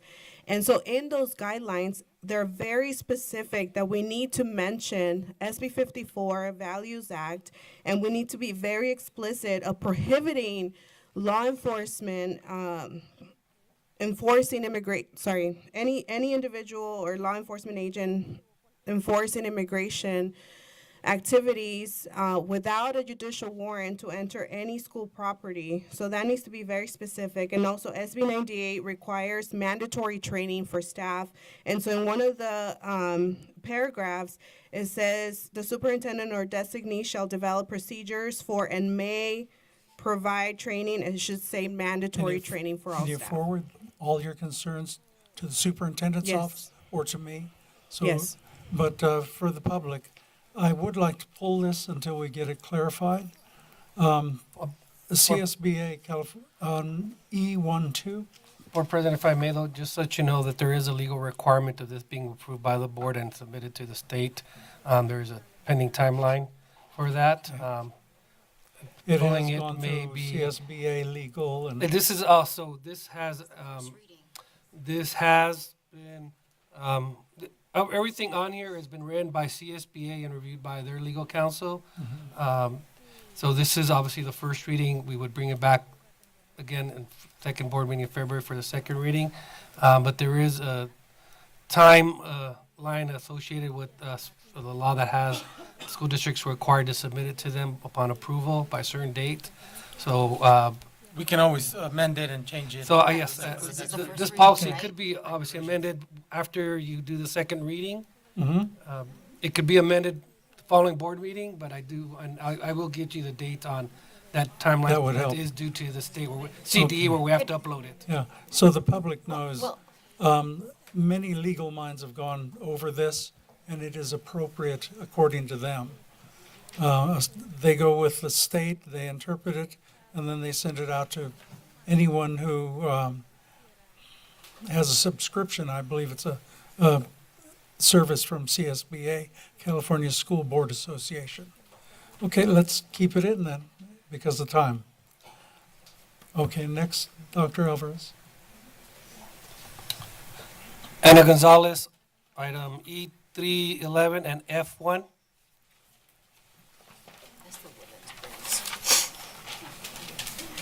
Okay, I'll make it really quick. I have a huge concern about the Wood Springs contract. As you all recall, we had an awful fire where 16 families lost their apartments. We temporarily placed the families at the Wood Springs Hotel. We immediately removed the families from the Wood Springs Hotel because there was health and safety concerns. There was a lot of activity going on at night where there was a lot of drug activities, a lot of houseless people that were trashing the place. It's just not safe for Rialto families to be placed at this hotel. I know some of the leadership, like Derek and Robin, I believe, and some other folks went to inspect the hotel, and I was told directly by them that they would never place their own families in that hotel. So we immediately moved folks to the Heirs Hotel, and I understand families need to have a kitchen and, you know, a suite type room, but the Wood Springs is still not in the conditions that are required to have families be in a safe space. And so I don't understand why we're increasing a contract in a hotel that is not a safe and healthy space for our families to be in. If you all go over there at night and see the activity that happens there at night, you will be scared yourselves to put your families there. So I know the Best Western that's coming up on Foothill, that's opening up soon. Why don't we wait and go look at that hotel and maybe have a new contract with that hotel instead? Also, our organization, I know the district has other safeguards and guardrails to protect the finances. Our account got hacked by the Wood Springs. And so there's just so many issues with that hotel that I really have a lot of red flags that I can throw out there that this district should not be in any way, shape, or form negotiating any further contracts with that hotel. And then the other item was seeing having contracts with an LA company or vendor. We have so many vendors here in the Inland Empire that we can contract with. Why are we looking for LA vendors? Let's give an opportunity to our community that is very talented that we can provide Is that contracts F1? with. Is that F1? Yes, thank you.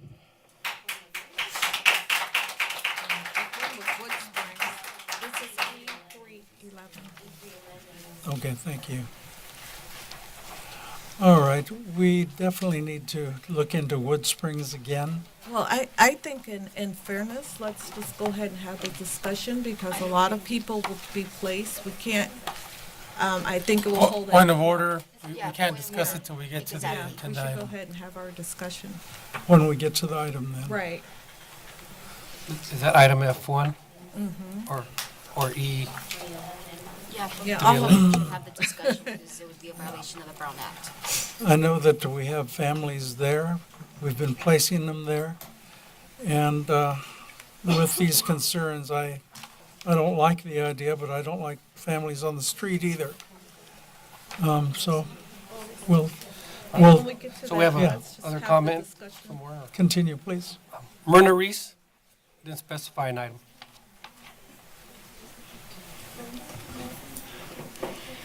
Good evening. So I wanted to discuss E1.2, but since we already talked about it, also F1, same concern. The fire victims happened back in November, and I believe everything happens for a reason, you know, and I don't think that we would have been notified or even noticed how horrible this place is, you know, for our students. And we keep claiming that we are here for our students, but our actions keep showing we're not. You know, since November, we talked about how horrible this place is, and yet we're still hearing that we still have our families there, our students there. It's unacceptable, you know, especially like, you know, when I was there as well, and I heard it, you know, the same comments that they would not have their families there, or your own employees.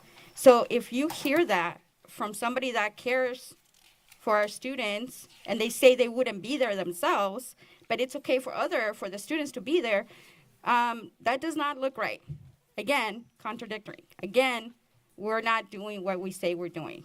Actions speak louder than words. So we need to find another place, you know, for our students, like today, tonight, let's start working, you know, because again, that's not acceptable for our kids to be there, especially our kids that really need it. Thank you. Thank you. Claudia Cuevas. Item E 1.2.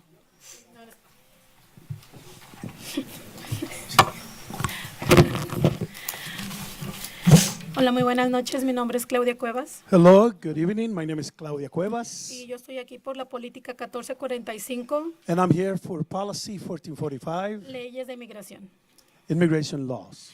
Necesitamos más claridad, We need more clarity, mejor preparación sobre la ley, better preparation in terms of what the law is, porque nuestras familias tienen miedo. because our families are afraid. Yo pienso que estamos aquí para hacer esa ley, para proteger a los estudiantes, I think we're here to implement the law to protect our students a las familias and the families y a los maestros, and the teachers, porque los maestros son los encargados because the teachers are the ones de cuidar y salvaguardar la integridad de nuestros niños. the ones in charge of taking care of and keeping our children safe. Y es una responsabilidad de todos en equipo. And it is everyone's responsibility as a team. Entonces, al leer la propuesta que tienen ahorita mismo escrita en este papel, So when I read what's being proposed here, what's written on this paper, sentimos que no le están dando la suficiente importancia we feel a that lo que you're not significa inmigración. that you're not really giving its due importance to what this immigration means. El estado de California es un estado santuario.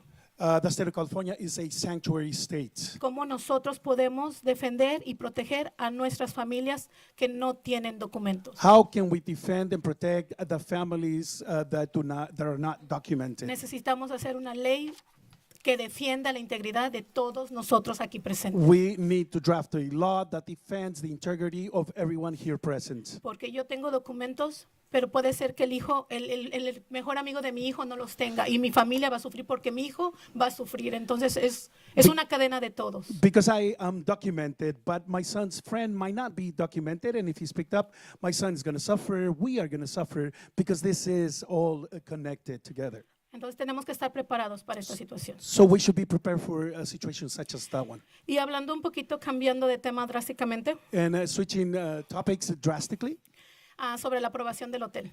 about the approval of that El hotel, dinero que quieren referir a ese hotel. the money that you want to invest in that issue with that hotel. En noviembre que pasó el incendio sobre las familias de nuestros niños que están afectados por el incendio The fire that happened last November that affected our students, y que el distrito dirigió a esas familias a ese hotel, and that the district directed the families to go to that hotel. escuchabas a los niños decir al hotel feo. We could hear children say to that ugly hotel. Escuchabas a los niños decir a las personas que llevan cerveza en el elevador. We heard the children say that that's the hotel where people bring up beer in the elevator. A las personas que estaban intoxicadas por where- sustancias que no se dicen aquí por respeto a los niños. Where they said there were people that were intoxicated and under substances that we cannot mention here out of respect for the children. ¿Cómo podemos volver a hacer un contrato con un lugar así? How can we have a contract with such a place? ¿Cómo podemos referir a nuestras familias que están en desgracia, a nuestros niños que están vulnerables a un lugar así? How can we refer our families who have fallen in a tragedy and our children who are vulnerable to a place such as that one? Yo pienso que como board, I think that as a board, ustedes tienen que tomar la decisión de dirigirse directamente a los hoteles y vigilar you have to take the qué es action lo que to go ofrecen and deal directly with the para nuestros hotels niños y no nada and más supervise aprobarlo por aprobar. what it is that they're doing, what they represent to our children, and not approve it just to approve it. Entonces yo sé que es mucho trabajo, I know that it implies a lot of work, pero yo pienso que nuestras familias y más nuestros niños que miran eso, but I think that our families and our children who are living through yo this, pienso que se lo merecen. I think they deserve that much work. Gracias. Thank you.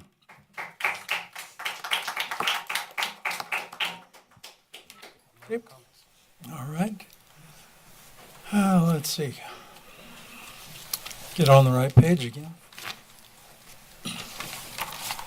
Okay, comments from association executive board members.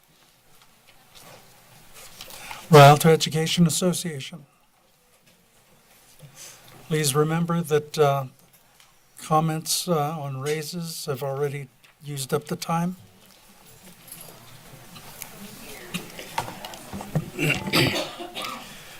Good evening. I'm Tobin Brinker. I'm the president of the Rialto Education Association. I usually begin my school board meetings in private prayer. Tonight I prayed that I'd be worthy of serving as president of REA and equal to this moment with clarity, honesty, and grace. So let's talk plainly.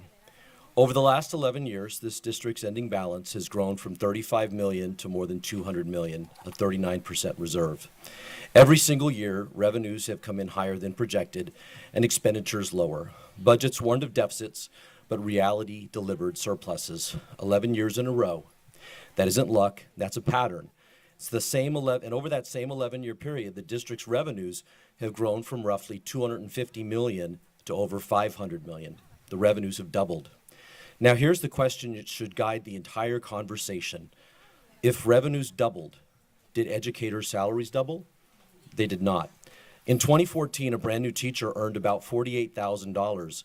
If compensation had grown at the same pace as district revenues, that same entry-level position would pay $96,000 today.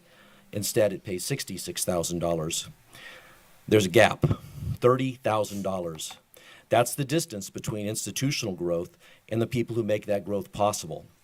We are not sitting on a $200 million reserve by accident. We're sitting on it because for more than a decade, employee compensation has not kept pace with the district's expanding resources.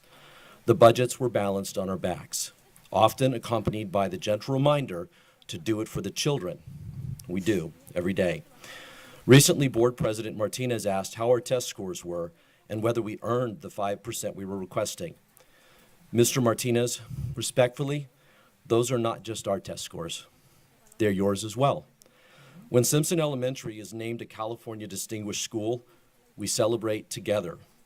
When we had 3 middle schools earn National Schools to Watch recognition, you stand beside us, and you should. Those successes belong to all of us, but accountability works the same way. Governance decisions shape learning conditions. Decisions about safety, about grading systems, about resource allocation, about stability. Students do not experience teacher performance separate from board policy. They experience the whole ecosystem. If scores rise, we rise together. If scores fall, we stand together. Public education is not a solo act. It's a shared enterprise. And here's the fiscal reality. 10 years ago, this board granted a 5% raise when reserves were a fraction of what they are now and when COLA was under 1% and total reserves were only 35 million. After those raises, this district still ended with a surplus that year. Today, reserves exceed 200 million.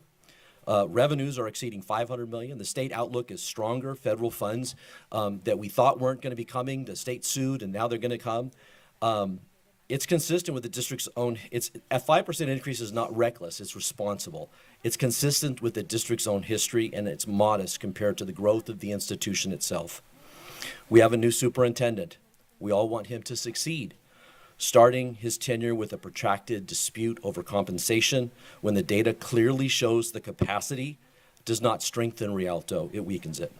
This isn't about winning a negotiation. It's about aligning our values with our budget.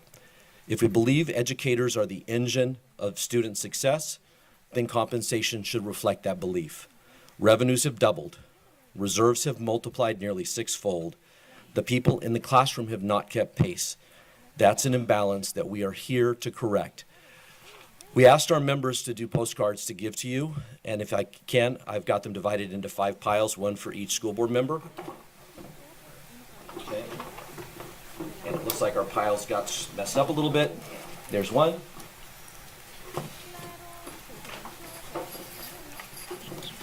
There's 2 and 3. Yeah.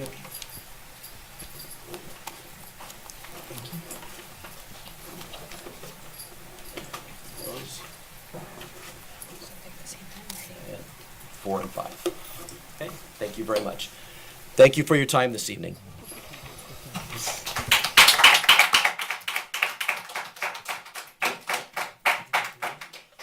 California School Employees Association.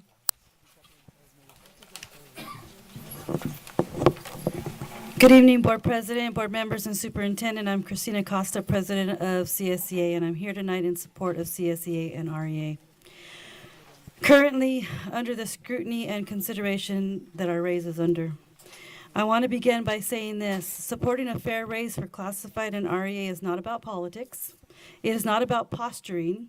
It is not about respect, retention, and it is about respect, retention, and long-term stability of this district.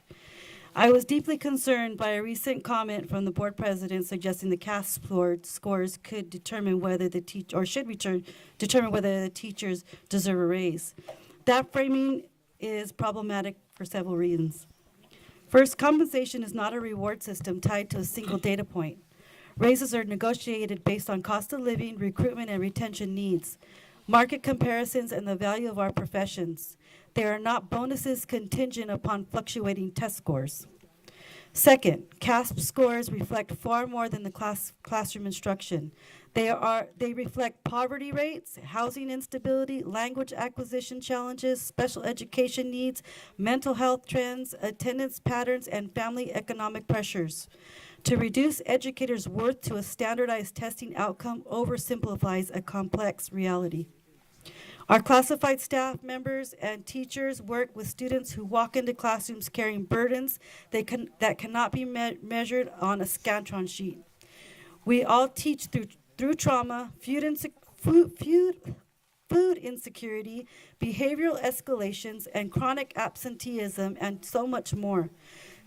Teachers differentiate instruction for English learners and students with disabilities. We all mentor, counsel, coach, and advocate, often well beyond our contracted hours.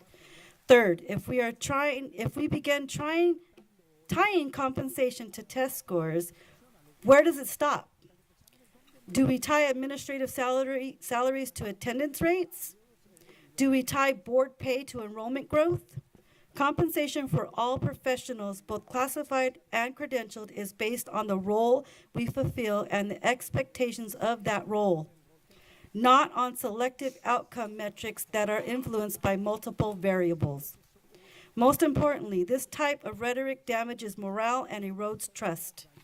When we hear that their worth is being evaluated solely through test scores, it sends a message that our daily effort, our professionalism, and commitment are not seen. That is not the culture we should be cultivating in a district that claims to value staff.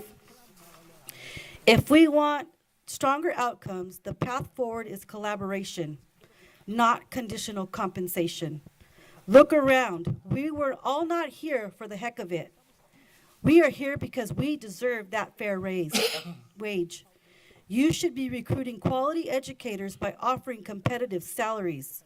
You should want to retain experienced educators by showing respect. We need to improve student outcomes by building stability in our classrooms. High turnover harms students' achievement far more than any raise could ever impact a budget. We are not asking for anything extraordinary. No, we're asking for fair compensation that keeps the pace with inflation and reflects the rising demands placed on us all as educators. When districts around us are competing for the same credentialed teacher and classified members, we must ask ourselves, are we positioning this district as a place where professionals want to stay or even can stay? When surrounding districts are doing job fairs? Come on, be real. People will leave for higher pay to support their individual needs. Tonight, I urge the board to separate compensation from the former rhetoric of testing, CASP scores, and the attitude that we can't afford it and choose to adjust the spending to include raises and focus on the broader picture, supporting the professionals who serve our students every single day, classified and REA. Know this, investing in those that are investing in students is right. Respecting us all strengthens the entire district. And fair compensation is not a reward. It is recognition of professional value. Thank you for your time.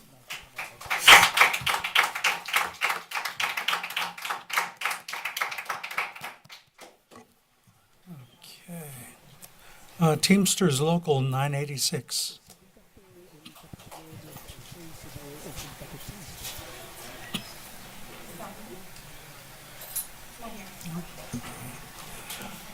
If they show up, we'll come back to them. Communication Workers of America.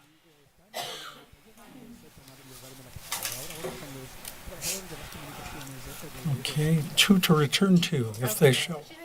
She's right there. She's walking Here in. she is. And good evening, everyone. Welcome. And we support our teachers and classified staff in their quest for a raise, and we should be having our reopener coming at least by the fourth board meeting in March. So once we get that together, we'll look forward to our negotiations with you and hope you'll take what we asked for into great consideration. And thank you.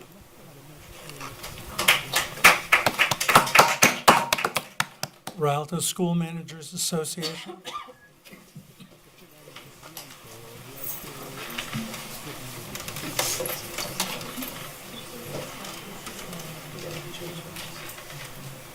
Okay. Comments from the student board member. I have none at this time. Okay, and comments from the superintendent? Took my line. No, I'm just kidding. Joking. Good evening, Board President, members of the board. Just a few things. First of all, I first want to thank all entire staff that helped out with the district office, security, school sites at the high schools, who really stepped up and helped out during the recent walkouts of our students on 2 different occasions. So I do really want to make sure I acknowledge them and thank them for all their support throughout the entire time. It's a lot. I just remind also that the upcoming holiday for next Monday, President's Day, so there is no school on Monday, which means there's no work as well. I want to congratulate Casera for being approved as a schools to watch under the California League of Middle Schools. That they just received that a couple weeks ago. We were there, and so I want to congratulate the principal and the entire team of staff there, teachers and classified, everyone who worked hard to put it together. There was a visit, so they had conversations with several staff members, visited classrooms, and I just want to congratulate them on that. In visiting the school sites, several of them, I've attended the special education evening meeting. I think it's the CPAC, LCAP committee meeting, secretary's meeting, district counselor meeting, family academy. There was training on the parent square that we have for parents on how to navigate through and how to use it. And during that time, I've met multiple parents, multiple staff members, and students. And so I just want to thank them for making me feel welcomed here and really showing me the great things that are happening here in the Rialto Unified School District. So I do really appreciate the time they've taken to talk to me and interact with me as I visit both school sites and district meetings, whether during the day with staff or with parents in the evening. And then, obviously, you've heard from some special education parents here and advocates. I have been meeting with on and off as issues arise, so I do want them to know I do hear what they're saying, and the district is working on doing everything it can to improve. There's a lot of conversations about accountability, and so I just want, on my part, and I know through support of the board, that that is something we're wanting to do and moving toward and doing as we move forward here, and I move forward here as a superintendent of the Rialto Unified School District. With one last thing, I know in February celebrate Black History Month, as it provides us an opportunity to not only reflect on the struggles of African Americans that they've endured and overcome, but to also honor and celebrate the culture. And then as part of that, we have several activities going on our school sites through the rest of the month. So I invite anyone who's able to attend, please, you're welcome to come in and participate. And with that, I just want to say good night and thank you, everyone.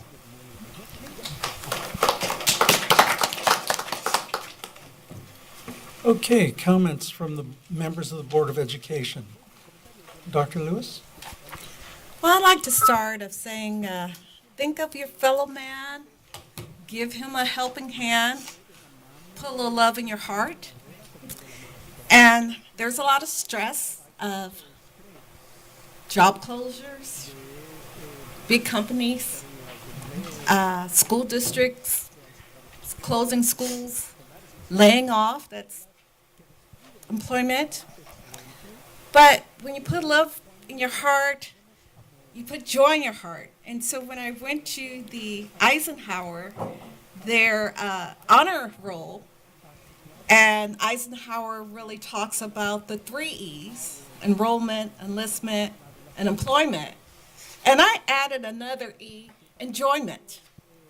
And it's very important for us to enjoy what we have, enjoy our health, our sound mind, our sound body. I celebrated my mother-in-law turning 94 and my aunt turning 90. So just to enjoy. Our board clerk, Ms. Williams, she did a very good narrative on the hilly gardening, and I was able to sort of peek at and I like that. That was really beautiful. Good PSA announcement of what Supervisor Joe Baca has really been contributing. The lights went on at Rialto High and was there to see the pro players and all of us celebrate, have night games with stadium lights. And that's putting a little love back into the district. I was amazed and I was so joyous. I was at work at Western University of Health Science where my class size is like 112 students I teach. But then the San Bernardino County CTA Health Services and Rialto High came and they were able to, we put them on their white jackets and they went to not only nursing, but they went to podiatry, and they went to the veterinarian school, and they saw themselves. And when the president of university asked them, how do you feel in your white jacket? They said, fire.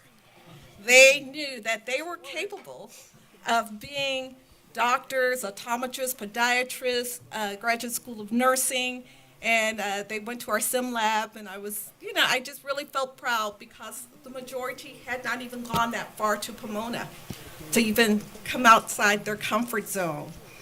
So that was amazing. I was at the LCAP, and I was there to listen and learn. And we had teachers, we had parents, we had students, we had principal. But the parents said, I'm a parent ambassador, and I want to be on the school site. No more classes. They want to be on a school site. And the school sites, I went to JHU and I sort of observed. I said, are your parent ambassadors here yet? He said, no, we have the jackets for them. The parents took their TB, went to the classes, did everything to be a volunteer. They need to be on the school site. They need to get busy, and they need to have a choice of what they would like to do on the school sites. Part of my role is I do house calls and mainly for pediatrics. And, because people are not coming in. The immigration laws are changing, and we're changing them at the medical center, and it's so fluid, and new laws are coming, but I'll go to the home. And so there's a major measles outbreak. There is a major TB outbreak. And so now you just have to really put a little love in your heart. There was a duplex fire near Boyd, and some of our family this week have been affected. And we need to make sure that we put a little love in our heart. But, one time I did stand up and sing the national anthem, but I'm just going to recite this. Sing a song full of the hopes that the present has brought us.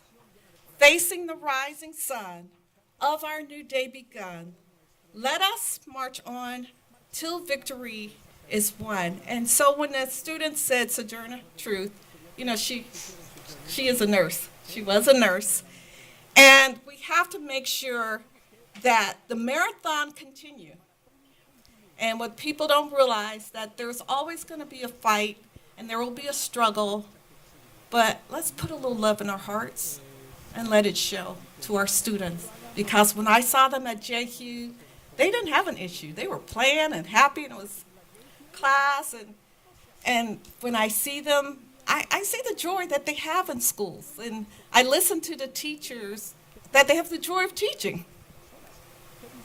And so that's what I want to just, enjoyment in my life, seeing the joy in the students and the joy of serving.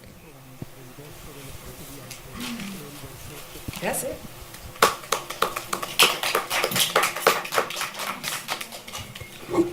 Okay, Evelyn P. Dominguez, LVN, member. Thank you, Mr. Martinez. Well, good evening, Rialto. We have successfully completed our 100th day of school. My youngest had a project which required a trip to the store for supplies. I encountered this specific item.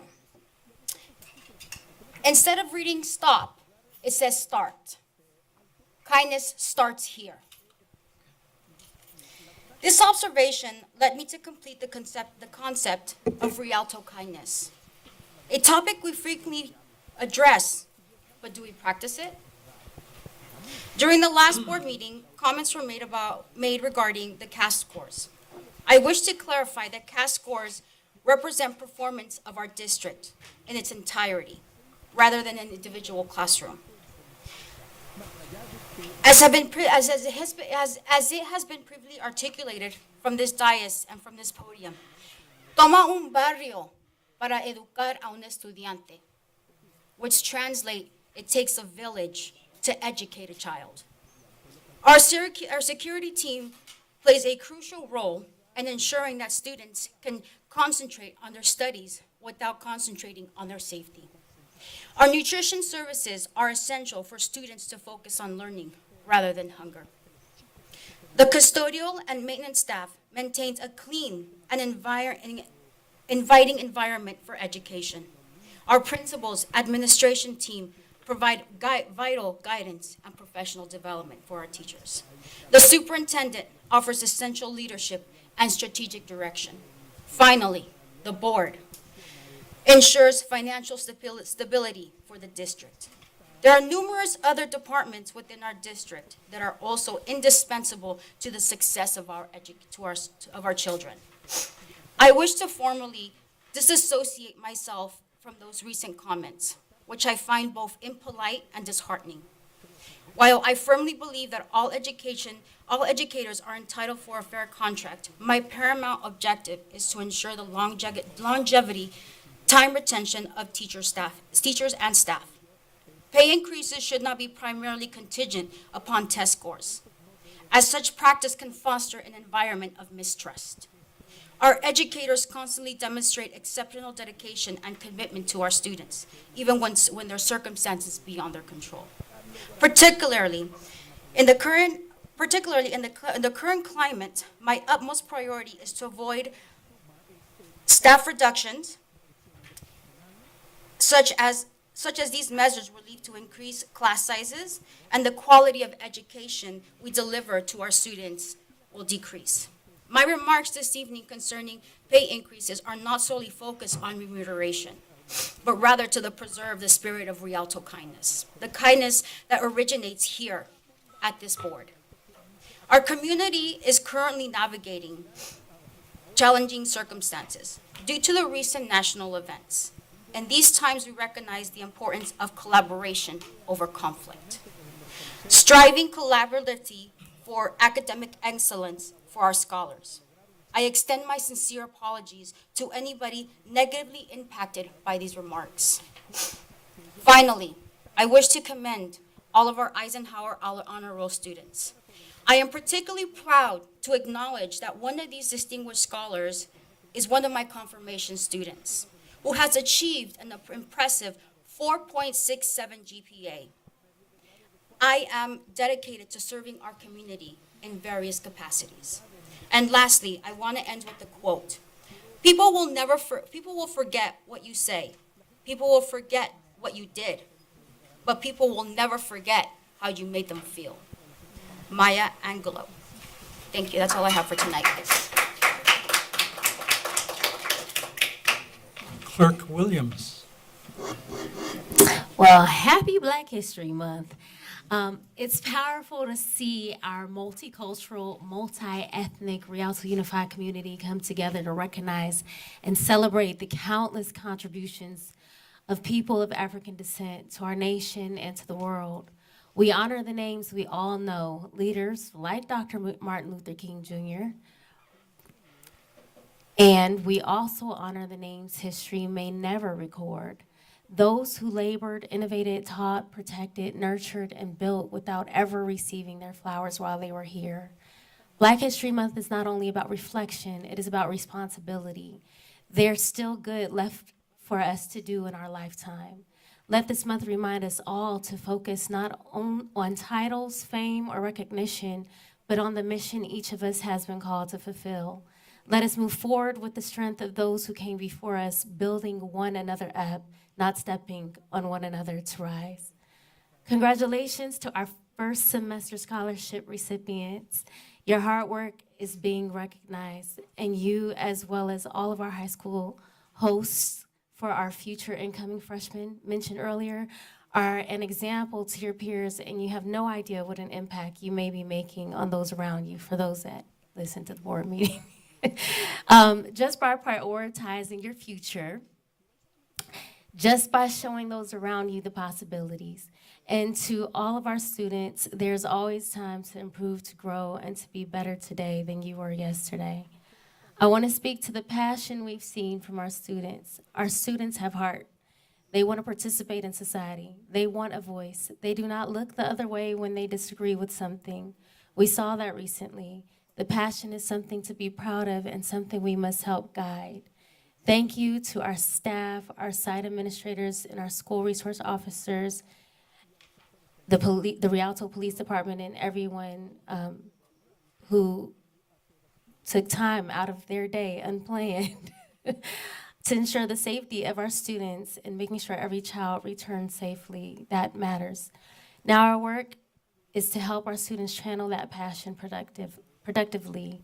I appreciate the Education Services Division working with high school principals and our wonderful teachers and staff to expand civic engagement opportunities, including instructions on writing to elected officials, understanding public policy, and inviting civic leaders to speak with our students.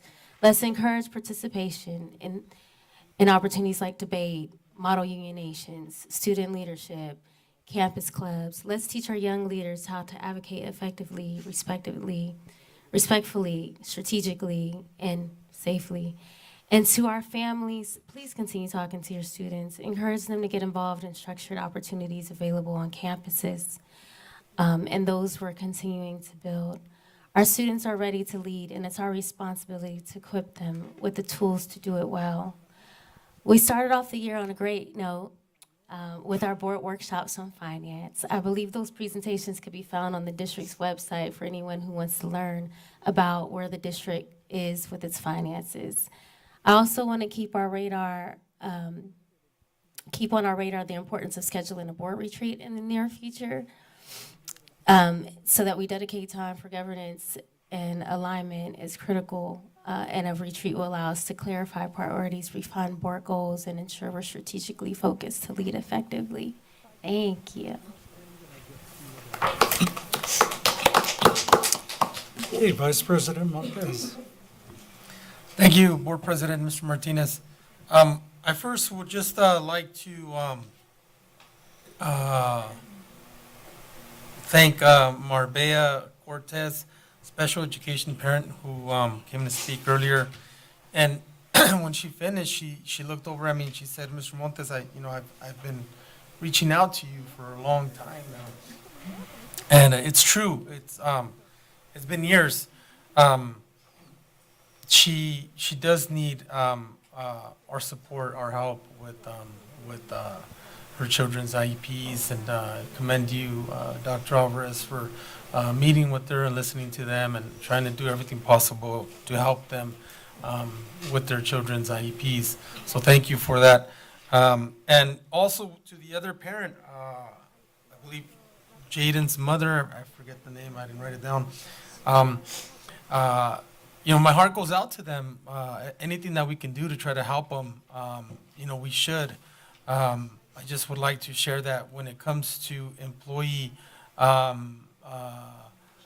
confidential privacy rights, not just the board, but any district official or administrators limited to what they can and cannot share in regards to any employee privacy rights. I hope that the district and I hope that Myler can find them the help that they need and the support that they need for Jaden's education.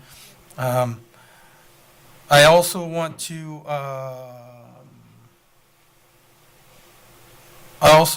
just thank the teachers and the support staff who came today to speak, who came to rally.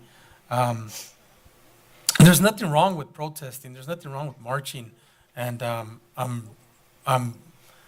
in a way glad that our students not recently participated in protesting and marching. I know there's a lot of people that are, leery or don't agree with the exercising your constitutional, First Amendment rights by marching and protesting, but I commend those students.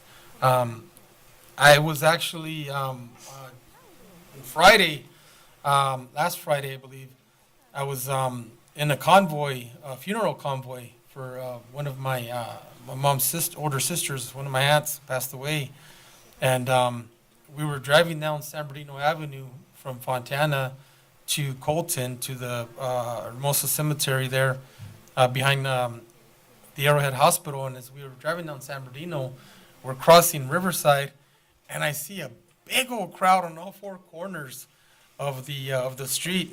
And as we got closer, I realized it was Rialto High School students and probably some other students from some of the schools that were protesting and expressing their concerns, expressing their love for what they believe, right? And I see as we're passing by in the convoy, the funeral convoy, some of the cars in front of me start honking, and then I realize it's the students, and I start honking, and my son Quetzal waves to everybody and starts cheering at everyone, and the kids were cheering back, holding their signs.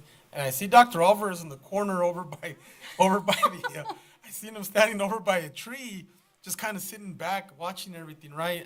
And then I saw some safety security cars also posted up, parked with the lights on. So I just want to say that I think that was, even though we don't encourage students to take time off school or walk off campus, I want them to know that I understand that what they did was because they were doing it for a good cause. They were doing it for something they believe in. They were doing it in defense of their friends and family and others, right? It's not something that people often do. It's not something that people will often go out of their way to fight for others, to stand up for other people. Sometimes, it's easy for people to just sit back and say, hey, well, that has nothing to do with me, or it's not my people, or it's not my family, or it's not my friends. I ain't worried about it. So for people to do that for others is very commendable, right? And I myself protested and marched in the 90s when I was in high school. And I saw myself in those students. I see myself tonight in the teachers that were protesting outside. You guys made it a little difficult for closed session, just a little bit, but it's okay. I mean, hey, you're expressing yourself, you're practicing, your right to protest, to march, and to get your point across. And we hear you loud and clear. And many of us do support you. Many of us do care about you, and we do want to help as best as possible. I just want to also just piggyback on a lot of the points that our teachers and our staff members have been talking about. We have to invest in our employees, our support staff, our teachers. If we don't invest in them, they're going to go other places. They're going to go to other districts. We're going to have a higher turnover. It's going to be more costly. The strains, the stress today on people in general are a lot more difficult than before. Cost of living is higher. Gas is not cheap. Everything's so expensive. So we get it. We want you to know that. We want to support. At least I'll speak for myself when I say that. I want to support a very fair and just raise increase for everyone. If we can give 10%, we should give 10%. Whatever it is, we want to support as much as possible. And I'm wearing this shirt today. Everyone has a seat at the table.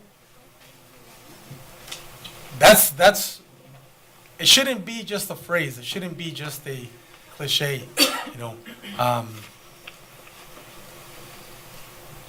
We should have other dialogues and other discussions and other get-togethers to talk, even if it's just for coffee.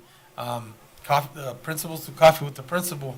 Why not have coffee with the superintendent, coffee with the board president.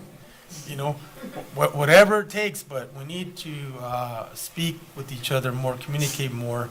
You're more than welcome to come to the podium and share your concerns. You're more than welcome to march and protest too. Shoot, I'll go out there and join you guys. But we need to have more dialogue. We need to have more communication amongst each other, because we all want what's best, and that's to help each other. So with that, thank you. Thank you, Vice President. You know, I'm going to speak to the public, because you've heard one side, you've heard my side as well. But I don't think, from the calls I've gotten, from the comments I've received from the public, who votes us in, who I serve for students. Teachers who make about $150,000 want 5%, I'm sorry. The average household in Rialto, that's the house, not one person, makes $87,000. So it's kind of like, okay, well, what I'm hearing is they don't want to spend the money unless our scores look better. They go by the dashboard. They go by whatever scores are given here or in the paper. It was mentioned that the board got 5%. Be glad to give you the same amount the board got, $50. But no one's opening up and saying that. Everyone feels the same pinch at the gas pump, at the market, whether you're making, just starting out at a high school with your first job, or whether you're, retired like I am, or a teacher. We all feel the same deficit in our wallet. So it's like, okay. And on that topic, I want to make sure that the public and the rank and file are getting the right story, because I don't think you understand it right. The board, all boards in California are paid by the ADA. We were paid 25,000 students and below $400. The last raise was in the 1980s. That's 40 years. Then we started doing every year, per state statute, we can add 5% to our own, which started at $20. Then finally it was up to $50 because we served so long. Then the state statutes changed again. At $25,000, we now make $2,000. But the percentages went away. So whatever we earned for longevity went away. So it's like, okay, I get it. I grew up in a union house, served as a union president, enjoy the noise of a union. But I want to make sure that everyone's hearing the same thing. Right now, I hear one person saying, we've got all kinds of money. Our internal people say we have what's in the book. The state backs them up because the county backs them up. So these are all people that are smarter than I am with numbers, with finance. So I'm wondering, okay, who do I believe as if I were in the public, I'd say, who do I believe? Well, you're going to believe the county, the state, the people here, or one. You have to decide. If you followed the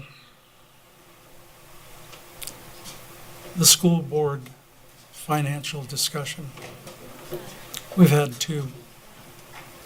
You know that numbers are ugly. The state says it's going to get uglier the next 2 years.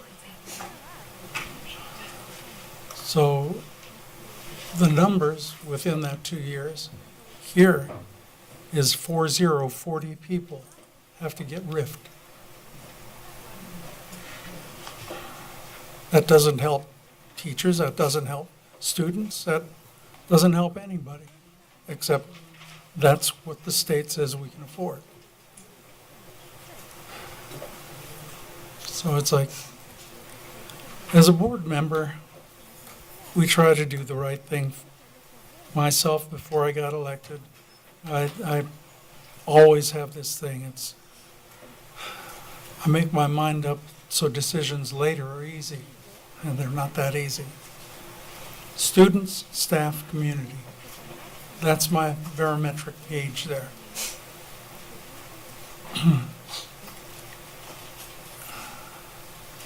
If I'm looking at students, I have to look at grades. I have to look at the dashboard. I have to look at things that nobody wants to be accountable for. Performance. And yet, who's going to do it? The board's elected to do that. If we don't, they'll put somebody else in. So, thanks for holding our feet to the fire. I enjoy a good union demonstration. Thanks for the entertainment. We were able to do closed session, but it was a little difficult, but enjoyable. I wondered why he stopped. I guess rain. I enjoy good rain too. Anyway, we've got enough business here to deal. Go ahead. Just for clarification, I think it's important for transparency. As school board members, we're not employees. We're not employees, but we kind of are. It's weird. We don't have a salary. We don't get an hourly wage. I think a lot of people have a misconception. Sometimes we sit up here dressed in our Sunday best suits or whatever, and people think we make the big bucks. No, the administrators make the big bucks. We make a $400 a month stipend. Well, Assembly bill, there's an assemblyman from Linwood who just recently passed an assembly bill to have school board members compensated $2,000 now? $2,000, AB 1390, 1390. So I don't know when that's going to take an effect, but for years we've been getting a $400 a month stipend.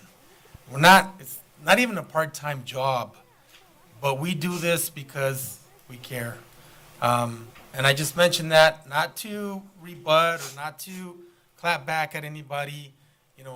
For $400 a month, and 5% increase is like $20-30. I don't know, but it's just for clarification. And regardless, even if the board did make a lot of money, even if we did make a lot of money, or even if we were just working for free, regardless of what we make, our teachers and our staff deserve more. So thank you. Thank you. Absolutely. You guys deserve a lot more, so thank you. So I just wanted to clarify that. Happy Black History Month. Don't forget about the historian who created Black History Month was Carter G. Woodson. All right. On to consent and calendar items. All items on consent calendar will be acted upon in one motion unless pulled by Board of Education members or the superintendent for individual action. I would like to pull F1 and E 1.2 so we can have discussion. F1 and E. 1.2. F1's not on a consent. Oh, no, I'm sorry. Just, Okay, so E E 1.2. 1.2. Yeah, Do we have any other polls? Okay, let's do everything but E 1.2. That's how we've been doing it recently. And, okay, motion and a second for everything moved. except Second. E 1.2. Okay, we have a motion and a second, and our student board member went home. It is after 9. So, Dr. Lewis, how do you vote? Aye. Member Dominguez? Aye. Ms. Williams, yes. Aye. Williams. Vice President Montez? Aye.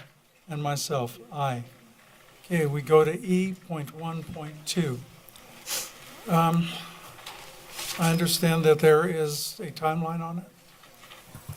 On immigration? Board President, if I may, it's Assembly Bill 49, I believe, that has us having submit to CDE by March 1st, which goes into the timeline of reading the first reading today, second reading at the next board meeting, and then obviously right after we would be It has to uploading go. it to CDE. Okay. So with that being said, I think that it is important that we do add these supporting policies of AB 49, SB 98, and SB 54 to this writing tonight, so that way when it comes back to the second reading, it's already in there.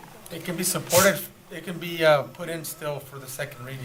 Yeah. I think we have to review because those policy has been changed again. Each lawsuit change it, so I think for the first reading, we need to review all of them with the inclusion, and you did leave your comments there. Yeah, because there's some more. It's affecting the hospital too, so Correct. there's a little Dr. difference. Alvarez, can we approve it the way it is tonight and still make the changes for the next board meeting? First reading. Definitely. Yes. It's the first Definitely. reading, Okay. yeah. Yes.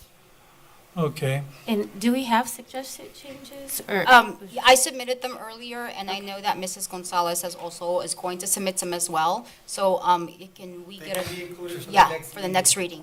Plus, I think we need They're to gonna extend be the vetted. research to the current court cases that has just, it's so fluid. Yeah, They've it is had very some- fluent. Yeah, but to meet the timeline, we should approve tonight. It's being recommended. Yeah, we're talking about the Yeah, first we're gonna- reading, yeah, but for the first reading. when And the then staff we do Gotta go the to legal. revisions, you have to look at it all. Board President, if I may, so any suggestions that are brought that we work to incorporate, we would definitely have legal counsel to review. thank you. One Read of the my things that we want to make sure is that we are not creating board policy that puts employees and staff in a position where we're asking them to put their safety in jeopardy by forcing them through board policy to get in the way of an official, I'll say ICE or D, whoever it may be, because they're forcing their way on one of our campus. I believe that, there's some safeguards we need to make sure we put in there so we're not creating a policy that puts their life in jeopardy or Absolutely. their safety in jeopardy. Could we have the added one in red when you give us the Yeah, that would be draft? beneficial, so that way it stands out and pops. I like the line through for all of that. Okay, any other comments, questions? Okay, for the timeline, we have to pass E.1.2, motion and second. So move. Second? Thank you. Dr. Lewis, Aye. Member Dominguez. Aye. Clerk Williams. Aye. Vice President Montez. Aye. And myself, aye. KF1.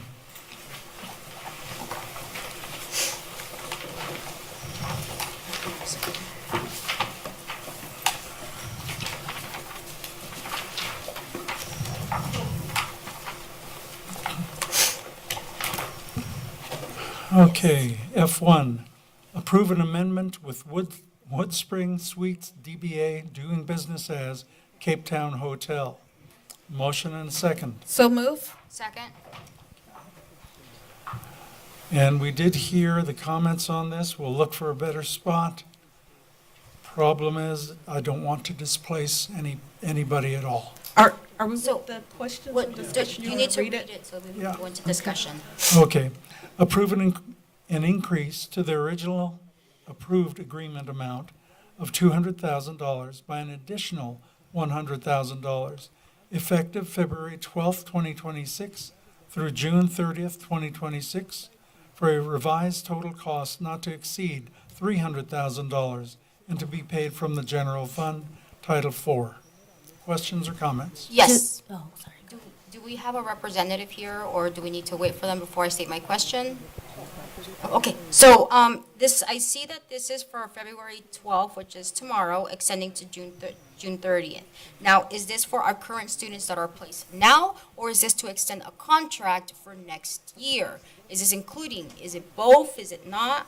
Also, can we look into looking for the Best Western that's gonna be opening up in Foothill? So once, even before they even open, can we start having dialogues with that, hotel, so that way when they're open, we can just do a smooth transition, kind of like a soft transfer.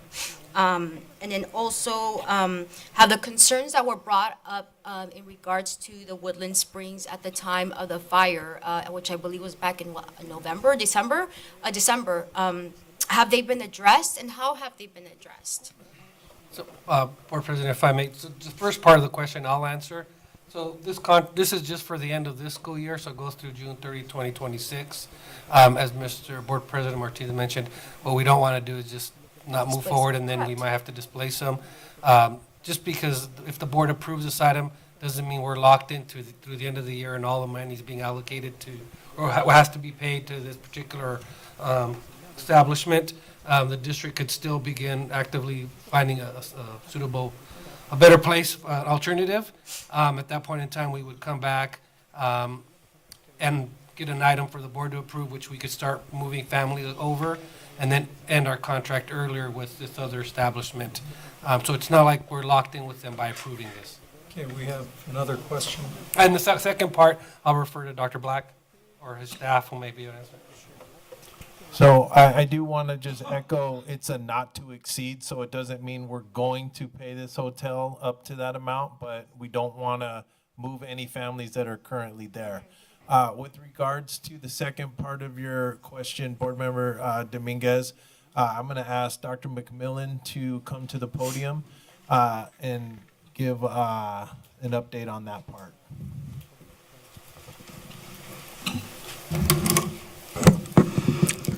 Good evening, Board President Martinez, Superintendent Dr. Alvarez, Cabinet members, and viewing audience. I'm Dr. Robin McMillan, Executive Director of Student Services. May I please have the second part of your question, ma'am? So the concerns that were brought in December when the fire happened, have they been addressed, and how have they been addressed? So prior to the concerns and even after the concerns, myself, Executive Director Derek Harris, we have gone to the hotel on unscheduled visits to pop in and check in with the staff there at the hotels. We have gone in and done visits to some of the rooms in which our families have access to. In most cases, the hotel is usually full to full capacity. But again, when we do go in, we do unscheduled visits. They will share information with us in regards to their termination schedules, in regards to spraying and things of that nature to make sure the facility is safe. But like any building where you have, say, a large number of families congregating in the area, they do have, concerns sometimes, but they do have regular scheduled spraying schedules where they come in and they have individuals come in and check the facility and so forth. On the visits that we've had, Mr. Harris and I and members of his team, we've gone in and we have, things that we notice, we bring it to their attention and they address it. Our McKinney-Vento liaisons also go out and they collaborate with the families. One of the things I would like to kind of emphasize in regards to our families, in the 23-24 academic school year, we had 17 families housed there. During the 24-25 school year, we had 29. As of right now, 129, we currently have 31 families. The need is there. And so we also have to consider hotels that will allow long-term housing, because once you are there for an extended amount of time, it's considered long-term, and then someone has to evict you if you decide not to leave. And so those are other things that we have to consider as well. So I hope I answered your question. And I just want to add, I'm going to put a face on this homeless thing, and I'm going to put my face. And there's one thing being displaced from your comfy home when you had a fire, but it's another thing when you live on the street, because you value a place that have a full-size refrigerator, a stove, and those accommodations because it's going to save you money because you're not eating out. When you do just a basic shelter, like on Mount Vernon and 8th, you have to leave during the day. That's why a lot of people are in the libraries and the park, and then go back early enough to get your spot. Rialto Kindness really has been very discreet in who they're placed there. And most people that I found out they were displaced, they were in a park, they were they were in a bad way, and they were relieved that they could have housing because they were kids. And they were relieved that it had a refrigeration and a stove top, where the closest one will be Redlands, the Simple Stay, Orange Tree Lane. This way they can still walk and commute because, weekends, this is their family home. So their expectations, it's not like your house, burnt down. There's another way of we can have code enforcement and work with the city to make sure that, but you have the wigwam, you have the other ones that's not set up for extended stay with case management. So most of the families who were there placed for, they didn't have any place. They were very grateful, and then they were grateful that they can build up some money so they can have the case management to move them on to apartment. But, when you're from the comfort of your home and you get displaced, that's a different set of expectation, and that's why we don't have as many types of hotels that have those accommodations. You can see a pretty picture of San Bernardino, but that's a rougher area than where that is. And so part of, treating kids in the shelters, treating kids at the hotel, if there's an area, code enforcement, working with to keep the standards, but that mindset of I can close my door and I can have food and I can heat up, not just microwave, for a family that don't have anything. They said that's a godsend. So the statements always have to have check and balance. Code enforcement, checking, keeping them honest. But sometimes a hotel say, what, I can make more money not even doing extended stay with the yes. and then that's less for 2 beds and stuff like that. I mean, we're discharging from the hospital too at these different types of hotels, and it's hard. It's very hard. And at the expensive places, we won't be able to provide. They don't have full size refrigerators. They don't, a mini bar, and so there's a need. But we have to keep the hotel honest. I totally agree Yes, with ma'am. that. But it's a different lens when you're really homeless. Yes, ma'am. What time do you guys do these surprise visits? Like during the day, during the night? Because most of the comments that were made were mostly like the nighttime. So again, the 3 times that we've been, it's been in the late afternoon and during the time of the fires. I want to say it was around 6 o'clock. Could we change the times and adjust our times? We definitely could. Okay, I think that would For be improvement. beneficial for them. And then also, I do have another question on how do we pay them? Do we pay by check? Do we use a card? Like I'm concerned about the hacking. Like I mean, it's with AI, it's so easy to do things now sometimes. Yeah, I would like to ask Nicole Albiso to come to the podium to answer that question. And while she's coming to the podium, as Dr. Alvarez said, my team, risk management and fiscal services can work together to see what other hotels in the city would be a viable option based on the criteria that they would need to meet. So I do want to let the board know that. Good evening, Board of Education, Superintendent Dr. Alvarez, and viewing audience. My name is Nicole Albiso, and I'm the Executive Director of Fiscal Services. And to answer your question, we pay by check, which is also one of the limitations as to why we had to choose this hotel to do business with. Most hotels will not accept a check after the fact. And so, yes, well, not ours. Not ours. But, Not ours. but that's why they choose not to do business with companies or people who have to pay by check. So when we initially looked to provide this type of service, one of our limitations was that we had to find a hotel that would be willing to be paid by check after the fact, and a lot of places weren't willing to do that. So because of hacking, we don't provide our account information like that. Being that housing placement isn't our core focus in the district, that's not our expertise, have we considered working with the housing provider for these things that might be able to accept the way that we're able to pay, but also, they could pay the hotels the way they need to be paid? At the time, that was not something we looked into, but it is definitely something that we can look into going forward.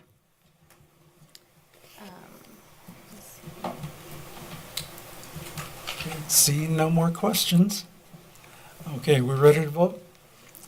All right, Dr. Lewis? Aye. Okay, Member Dominguez? I don't want to displace any families at this point, so yes. Or ever? Ever. Yeah. Clerk Williams? Aye. Vice President Montez? Aye. And myself, aye.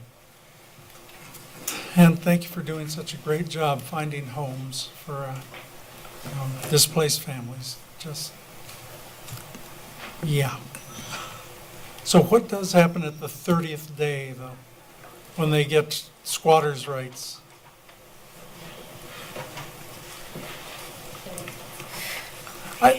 Go ahead. Okay. Just a quick. And just know that that is a continuous question in regards to, we've had situations where on the 29th day, families have left and then come back to restart the process or the cycle of their housing. Thank you. I broke my own rule. Should have asked it after the board meeting. Okay, approve an agreement with Omnitrans. Motion and second. So move. Second. Okay, provide kindergarten through grade 12 students with unlimited fare-free rides on all Omnitrans fixed route services, effective June 1, 2026 through June 1, 2029, at a cost not to exceed $156,000 and to be paid from the general fund. Questions or comments? Do we do they use this? Is the service warranted? Or President, I may, so I want to make sure first, for Mr. Montes, I want to make sure I'm clear on the language here, because we don't really pay out of the general fund. We have it there in case the grants don't fall through is it Omnitran? Yes. So Omnitran actually has grants that they use that pay for all of this, for our students who take advantage of this. And so the dollar amount is just an estimated amount. If they weren't able to get the grant, that's what we would pay for. We do have several students that take advantage of it, but we don't necessarily always use the entire amount from the grants. Okay, I'm so sorry, it's did I answer really your a question? pass-through. Yeah, no, I just wanted a clarification and just wondering, do we use $156,000 worth of bus fare, because I'm imagining the majority of kids, we bus ourselves. The majority of our students, we bus ourselves, the ones that qualify for the busing that we provide. And then a lot of other students either walk or, get dropped off by the parents. How many students actually ride the city bus?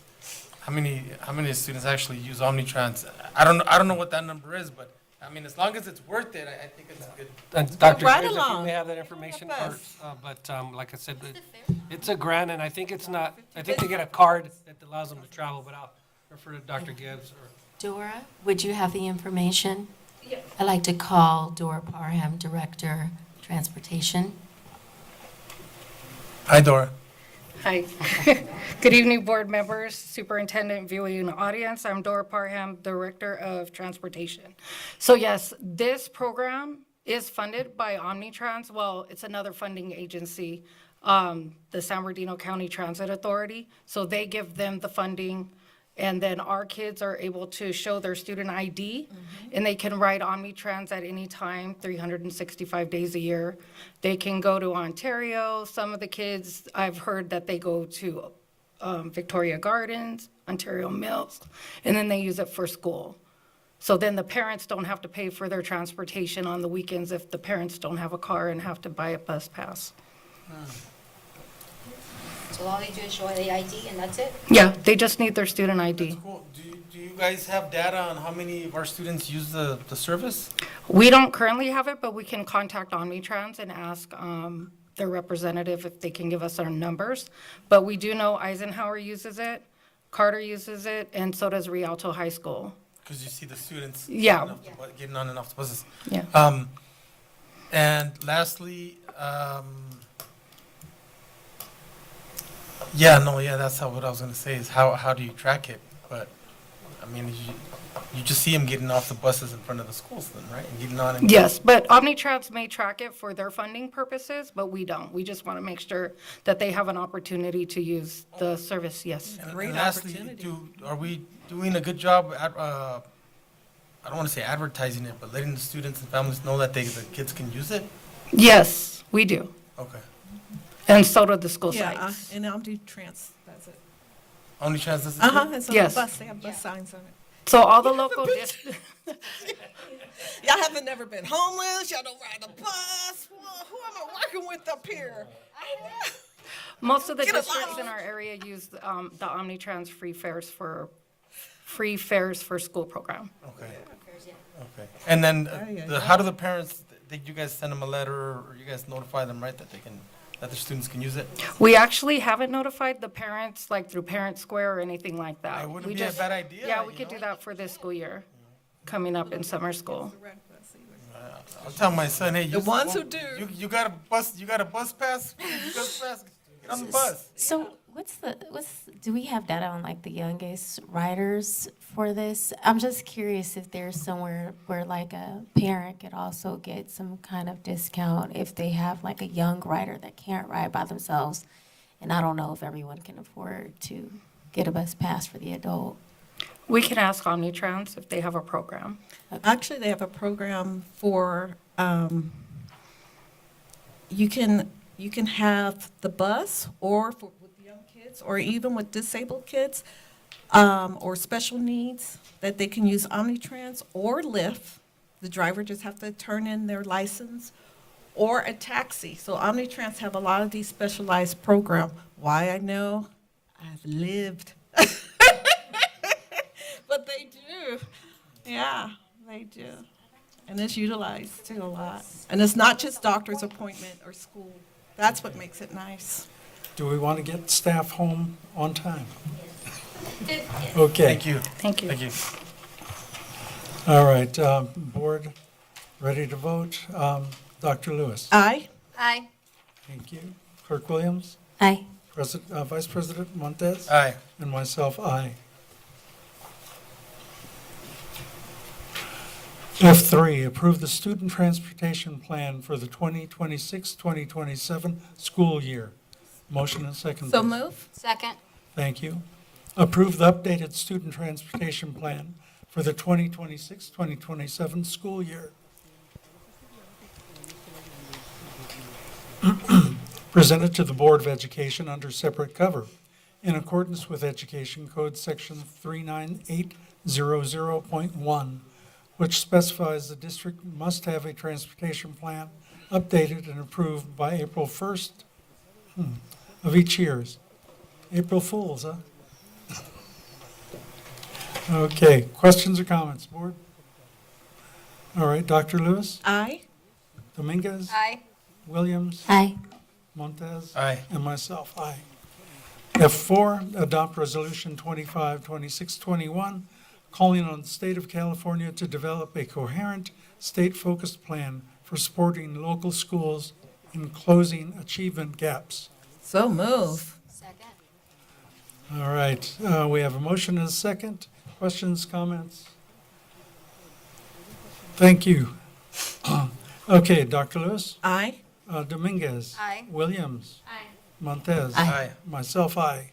F5, an administrative hearing. Motion and second? So moved. Second. Thank you. Case 252633. Dr. Lewis? Aye. Dominguez? Aye. Williams? Aye. Montez? Aye. And myself, aye.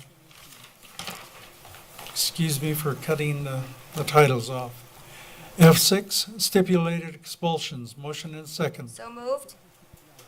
Second myself. Okay, case numbers 252634, 252635, 252636.